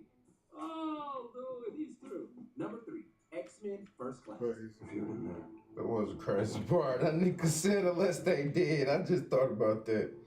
That nigga said you know dogs, they go wherever they want to go unless they did. Chill, gang. What you? Chill out. Unfortunately, you killed my mother. In 2011, Fox decided to try a reboot of the X-Men. Where's Hank? While it's an X-Men film in name, First Class is also the origin story of one of Marvel's greatest villains, Magneto. I'm looking for my creator. A victim of the Holocaust, Eric Lyncher uses his powers as a Nazi hunter, taking revenge on those who hurt his people. His rage is put to a purpose when he meets Charles Xavier, and he finds a community of other mutants. When he picks up a mutant, his brain sends a signal through a relay. As the film progresses, the audience gets to bear witness to the schism between the two friends. While Charles believes in mutants and humans living side by side, Eric becomes convinced that humans cannot be trusted. It's beautiful and tragic, and sets the stage for one of Marvel's greatest frenemy relationships.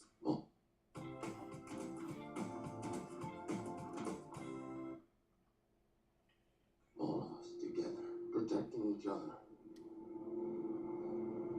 We want the same thing. I'm sorry. But we do not. Number 2, The Suicide Squad. After the flop of 2016 Suicide Squad, Warner Brothers brought in James Gunn to try his hand at a sequel. Starfish is a slang term. Yeah, this one was much better. I fuck with first Suicide Squad. Yeah, but comparing it to Marvel This shit, movie brings in an absolutely it wouldn't hit. It's like I really didn't fuck with this one. I mean, it's like I fuck with, but I just didn't fuck with the villain. They could have stepped way harder with the in a villain. fictional Latin American country. I fuck with the star. I fuck with it. Nah, the villain in the number 1 was in first Suicide Squad was way better. In the first one, who they go against? That witch, the Enchantress. They went against the Enchantress. And some other niggas, that one ancient god. Is that payment to me? Yes. Harley got her own spin-off, Birds of Prey. You baby girl, you got that 200. An Oh, I need absolutely that wild money. and hilarious girl power run. I'm not going soft on I need snakes. Harley maintains her brand of insane heroism in the Suicide Squad. Like Harley, the You know what's crazy? I've been landing all everybody else shit, man. These terrible people follow their small third of conscience to do the right thing. Now it! Monster is num-num! Monster num-num. Oh, God. As violently as possible. That monster was some good calamari. Before we continue, be sure to subscribe to our channel and ring. I do not got the money. A 4 and a 2 on some dog shit. She says I was put here to spread joy and laughter. Starring Joaquin Phoenix, this film stands out as one of the best superhero movies of all time. I don't know why everyone is so rude. Todd Phillips helms this dark great portrayal movie. of Arthur Fleck's descent into madness. Joker delves deep into Arthur's psyche and perspective. Hey, Mary. Thanks so much for having me. Hey, Mary. Thank you so much for having me on the show. It's been a lifelong dream of mine. A failed community working on my material often transforms into a deranged version of the Batman villain. Phoenix is at once mesmerizing, vulnerable, sad, and raging. That's funny, man. Yeah, he about to get robbed. You know, I'm also Canadian. Would you like to get robbed The first? world of the film is both dark and gritty. I might get Madness robbed almost feels like a logical response. Joker isn't just a comic book film. It is a character study. Damn, boy, they gave me a 6 on some wild shit. And the consequences of a broken system. Good night. Oh, that's some paper. Y'all do 6 on that? Which supervillain do you think deserves their Well, them own bitches just be franchise? rolling. Yeah, let me do what you just rolled. And I just had to get 90 at that time. Boy, every dollar I just made.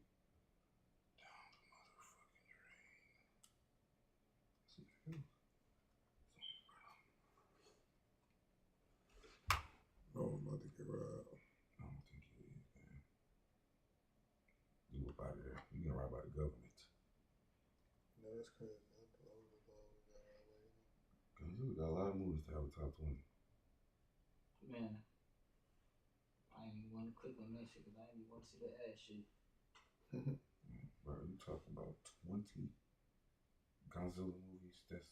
So there gotta be at least 30 movies to have a top 20. Okay, 50. I like that nigga have 23 movies and they make the top 20. That's lame. Yeah, nigga, what the fuck? You say the collection, the best of the collection. Fuck, man. Best of Godzilla. That's a good ass film.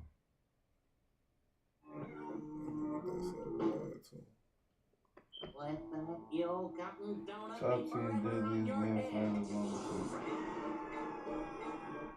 So watch Mojo coming. And today we're counting down our picks for the They funniest just be and doing most everything, memorable bro. moments in The Simpsons, showcasing our favorite pious neighborino, Ned Flanders. We're saved. Seagulls always stay near land. They only go out to sea to die. Spoiler alert, some oodly doodly spoilers are coming up. Number 10, letting Homer borrow his tools. You only move twice. Watch the sprinkler. Hey, What's that's sprinkler? my sprinkler. It's natural to feel that way, but the sprinkler is gone. It's time to let go. I just bought that. That's The Simpsons crazy. has its fair share of great running gags. Dude took that nigga shit like, bro, you just gotta let that shit go, bro. It ain't in your sprinkler no more. Evening, neighbor. Low on funds again? Yes, sir. Now, Yes, Homer, we can't have you burglarizing us every time you got a bill to pay. I know, sir. You got a point. Homer, of course, takes full advantage. And that bitch going down still. And that bitch still going down. Yeah, me, I'm for sure still doing Homer something. is just You too right. nice a guy to ask Homer for his things back. When the Simpsons do move for a job, however, Ned does finally ask, in Payment. his timid way, whether Homer would still Out the need game? stuff. He said, I'm out of here. I can't pay that shit. I don't lie to you. He left with 2 footballs. They wouldn't have been making no money. He would have been relying on snakes in this bitch. Yes, Just Homer pay for answers. that Keep shit. repaying. Good enough for poor Ned, Repay? and Yep. hilariously poignant for us. Repay? Oakley, dokley. Oakley dokley. Number 9, Oh, better sorry. enemies than Them friends. niggas skipped me, bro. Homer loves Them niggas Flanders. did just skip me. Sometimes Ned's niceness That nigga just went out the game when he was supposed to be one time. That's correct. That's the road right there. Damn. You like Seraphina finna get that bitch though. I don't got that goddamn thing. Can't even put 100 on this bitch.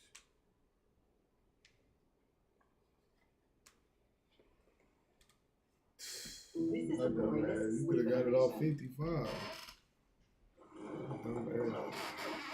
Let me see. Put 100 on it.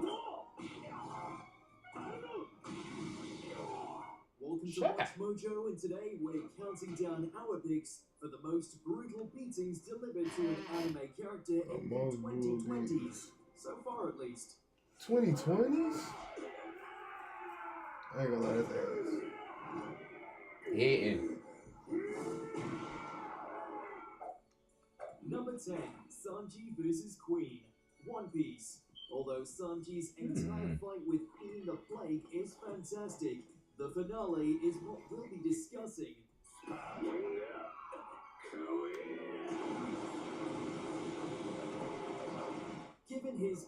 chivalrous nature, Sanji is infuriated that Queen attacks a female bystander.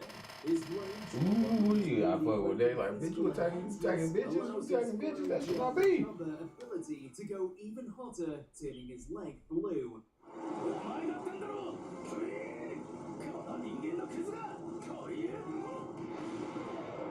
Using the newly minted Ifrit Jumper, Sanji kicks the Beast Pirate's All-Star repeatedly in a stunning animated sequence that sends Queen flying. Oh, wow. Wow.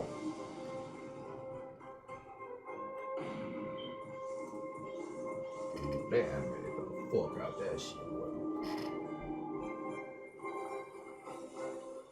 It's not every day you see a pirate chef with his leg on fire pummel a cyborg dinosaur. Number 9, Jolene Ora's Land Wrangler. JoJo's Bizarre Adventure. Jolene Cujo delivers plenty of punch barrages during her time as the resident JoJo. She is her father's daughter after all, but our pick goes to her finishing blow to Land Wrangler.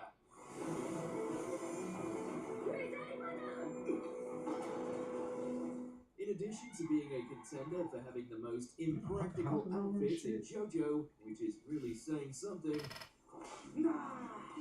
Wrangler has a stand jumping jack flash that proves tricky to deal with. Basically, it can remove gravity.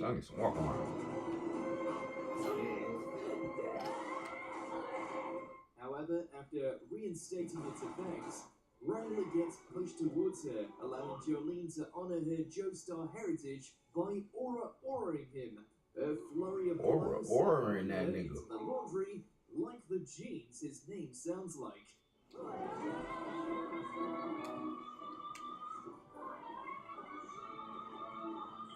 Number 8, Shogo. That time I got reincarnated as a slime.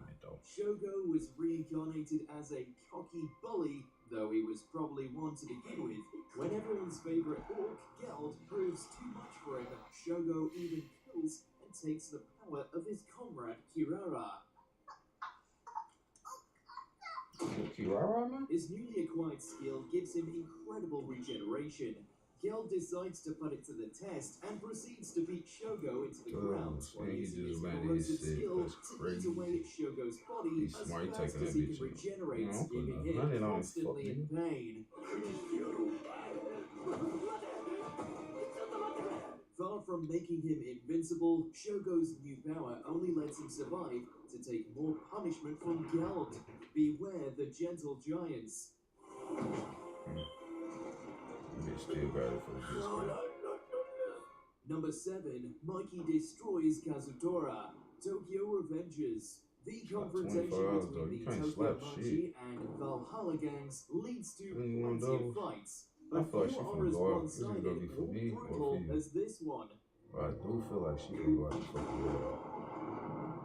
Kazutora insists that either he or Mikey has to die. That's a good insists fucking to round. beat Kazutora with his fists. Go back 3 spaces. Between both of them, with the death of Keisuke and Monkey's brother Shinichiro hanging over the fight. We say fight, but it's really just Mikey doing his best to beat Kazutora to death. Honestly, we have to give Kazutora props for surviving long So how the fuck am I wrong like to that? break it up. If you can take Mikey's Y'all some punches bitches, bro. How would I know afterwards. my shit like that, bro? God damn. Number 6, Orange Piccolo vs. Gamma 2. Oh my Dragon Ball goodness. Super Superhero. Poor Piccolo. The Namekian's power-ups just Well, don't get the Shit, same Piccolo fucked that recognition nigga up that as the bad? Saiyans do. It's probably the lack of hair. But This is a during good his fucking battle movie. with the misguided android superhero Gamma 2, Big Green finally gets his due by going Big Orange. By going big orange. Piccolo's sweet new transformation turns plenty of heads, and when Gamma 2 tries to initiate a beatdown of his own on the newly awakened Piccolo, the Namekian simply decks number 2 into the ground with one punch. In fairness to I liked the Yamato, animation though, in the he's movie. new. That's He what they doesn't had know it's a animation bad in it. idea to attack a Dragon Ball character right after a new transformation. Number 5. Mash Siv's Carpaccio. Martial, magic, and muscles. In Mash Bundet's many battles against magicians, the blank-faced protagonist delivers plenty of beatdowns. But one of the strangest happens when he steps in to save his buddy Finn from Carpaccio. Thank you. The unfeeling mage can redirect pain from himself onto his opponents, thanks to a goddess statue that is behind him. While his self-inflicted stab wounds put Mash on the back foot at first, Mash eventually decides to just punch Carpaccio a bunch, enduring the blows thanks to his ridiculously muscular body.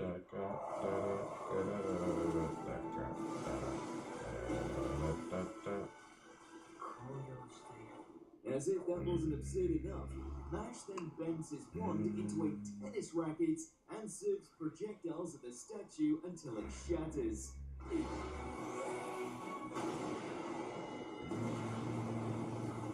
Tennis is called the sport of kings, and this is a royal beatdown. Number 4, 100 punches. Vinland Saga. Usually when someone is beaten bloody, they're the loser.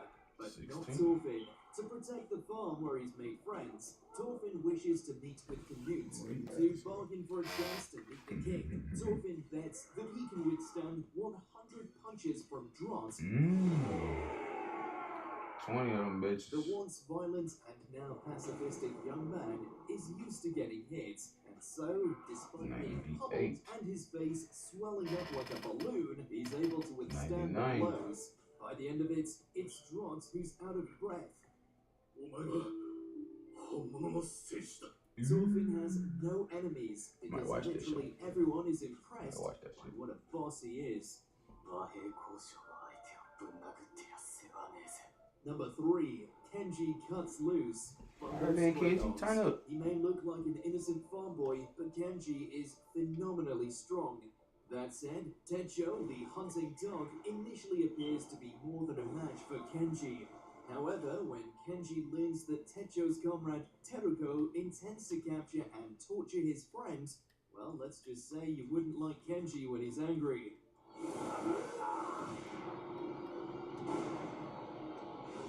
With no restraint on his strength and bearing a berserk, terrifying face, Kenji sends Techo flying. Fuck, nigga. Make him make blood spit out. Techo's punches do basically nothing now, and he ends up stuck in concrete with Kenji poised to kill him.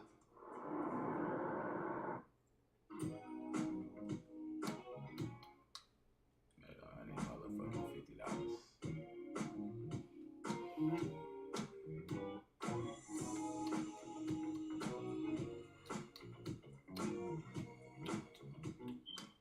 Here we go. Michigan Medicaid? Kenji may come to his senses, but it's a brutal beating while it lasts. Number 2, Daddy Nanami, Jujutsu Kaisen. Haruto Shigemo is one of the most despicable minor antagonists in this show. A sadistic killer, he preys on the weak and vulnerable. And just when it seems like Nobara and Akari are about to become his victims, Daddy Nanami arrives.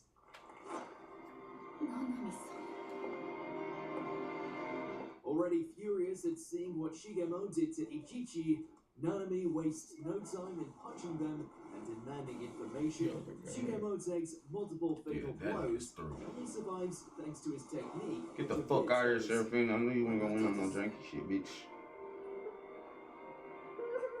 While it's not the biggest or bloodiest beating in Jujutsu Kaisen, it's one of the most satisfying in more ways than one for some people. You know who you are. Bro, why do they keep fucking skipping me when somebody go off the game? Be sure to subscribe to our channel and ring the bell to get notified about our latest videos. You have the option to be notified for occasional videos or all of them. If you're on your phone, make sure to go into your settings and switch on notifications. Number 1, Baki embarrasses boy, I got so many cribs. I see that shit say Ever 13 since his motherfucking debut, names. Muhammad Ali Jr. seems destined to clash with Barky. He makes 13 moves on Yeah, there's Barky's no way I girlfriend, can get this picks money back. fights with half of Barky's friends. Like, Nah, you hit that He gets motherfucking wrecked stakes. by all of them. Shit, this one, you on the motherfucking board. You There's the snakes. kicked Back at it. But after building himself back up and reaching peak form again, Now, Jr. Baki, faces that's a Barky pretty good in show on an some fighting underground shit, but arena. that nigga had me scrapping on that Doesn't bitch. go well.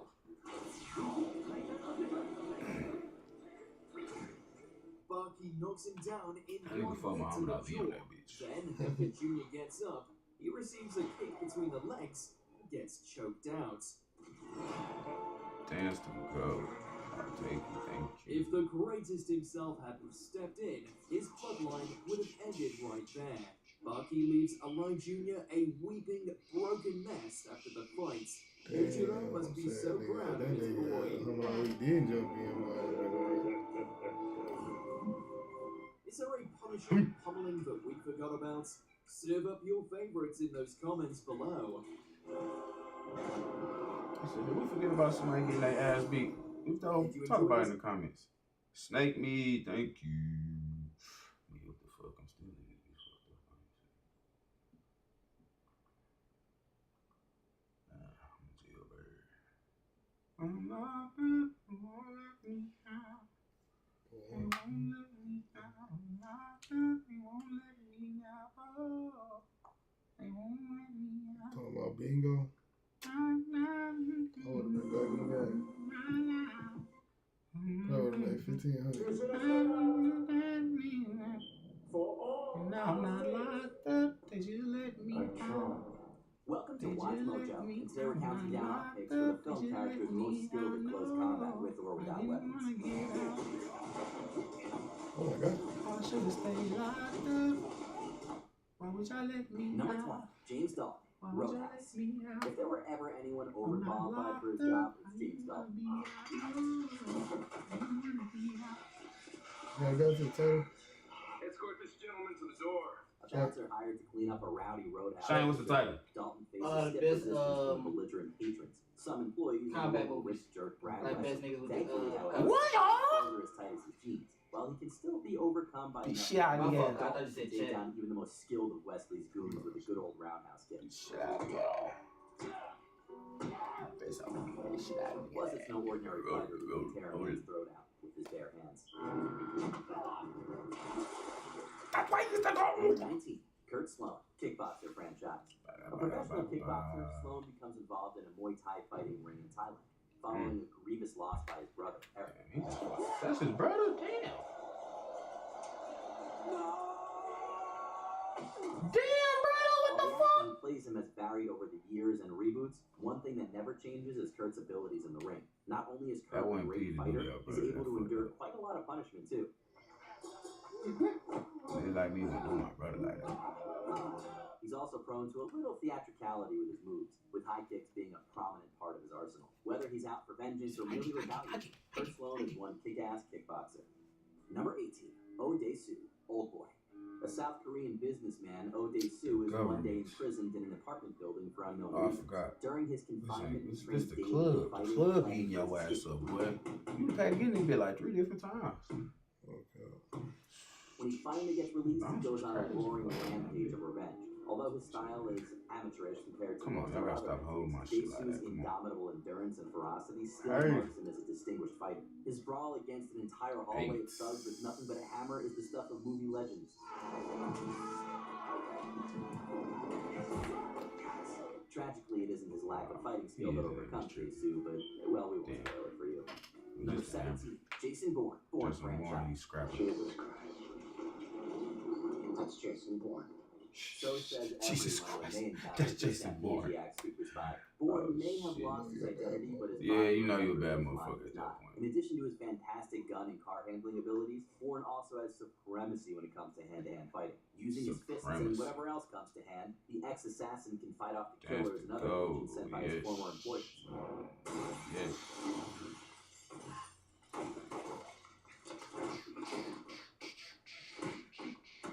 Bourne's rapid strikes and ability to improvise allows him to deliver an ultimatum to his foes. Tell him why they're after him, or else.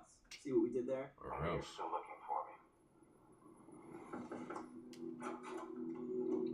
road. Number 16, Achilles, Troy. This Greek mythological warrior takes part in the Trojan I War. just seen a clip from this shit. Invulnerable except for his famous weakness, Achilles is unmatched in battle.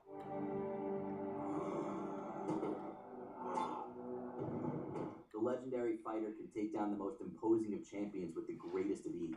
Even Hector of Troy proves no match for Achilles' overwhelming skill with the sword and spear. While the fighter is eventually felled, it isn't in a hand-to-hand fight, instead falling to an arrow shot into his infamously weak heel.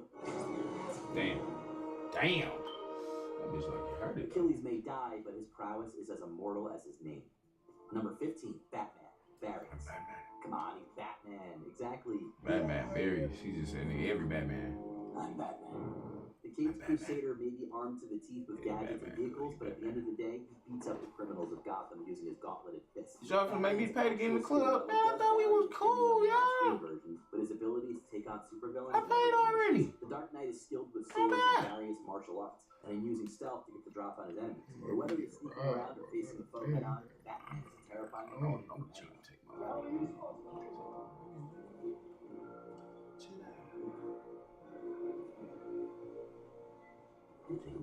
That's a go. I know it's gonna happen. Come on. Bring him around that mountain, y'all. Bring him around. Number 14, Alori Sitaram-Rajah, Triple R. He may be a real-life historical Indian revolutionary, but his movie incarnation is basically a superhero. Hold on. Whoa. Shane, are you seeing what I'm seeing? Oh my. Alori Sitaram-Rajah, better known as Ram. So they making movies like that over there now? Okay. Revolutionary weapons, even if it means working for the British Raj. To that end, he performs some utterly absurd feats of martial prowess. Ram Yeah, he fights literally an tripping. entire mob in pursuit of Oh my God! Just about the only person who could match Ram. He just knocked the fucking tiger out! Omar Bean. That bitch did not get up! Thanos wouldn't stand a chance. While he was also... Hello, and he got moves! Hey man, I need to tap in with this shit, bro. And this nigga can dance, God. Look at that nigga. He's we got this nigga used to be so much ass in his movie. This movie. Talking about who? This nigga right here. Who? This nigga. Who's that? I don't know his name, but this nigga right here. I'm about to say, used to who be this so nigga? much ass. Yeah, he said this nigga. The criminals who have taken them soon come to regret it when he comes knocking. Khan's Muay Thai fighting style favors plenty of high kicks and knees, and he uses them to blow through most of the goons pitted against him with ease, and plenty of broken bones.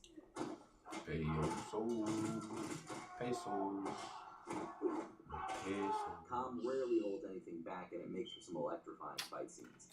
Number 12, Isaiah Bone. Niggas don't know about that blood and bone, cause niggas not hip on that blood and fucking bone. This is that shit. This is one of the movies, nigga. Me and 20 used to watch this shit constantly. This was on HBO for sure. It was? Bone always manages to make defeating them look downright easy. I did not know that. Graceful Bone's signature moves tend to revolve around aerial punches and kicks. Sometimes Yeah, that nigga boy, he was that nigga. He was that fucking nigga. And then he beat the shit out of that big ass nigga boy.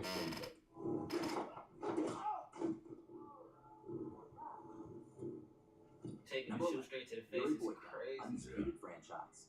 Self-described as the most complete fighter This in the nigga world, used to be ass Boyko lives up to that title. My God, what are we? As a phenomenally skilled Russian prison fighter, Boyko has a nearly flawless win-loss ratio, having lost only once. A mixed martial artist, he incorporates many different styles into his own. Those signature moves generally revolve around flying kicks, particularly the so-called Geiger kick. While initially presented as an antagonist in his franchise, Boyka undergoes something of a redemption, becoming more of an anti-hero. He believes his fighting skills are a gift from God, and we'd agree that they're certainly divine. Number 10, Chan Jen, Fist of Fury franchise. A fictional disciple of real-life martial artist Huo Yuanjia, Chan Jen's story varies depending on the film, though most depict him seeking revenge after the death of his master. Wait. Chen has been played by some of the greatest martial arts action stars of all time, including Bruce Lee, Jet Li, and Donnie Yen. Each actor has brought their own unique flair and style to the character, yet each is a spectacular He's fighter. just true with that. Some feat enact vengeance. That was a crazy back then. Grabbed that nigga by his neck, said, "Foo-wah-fa."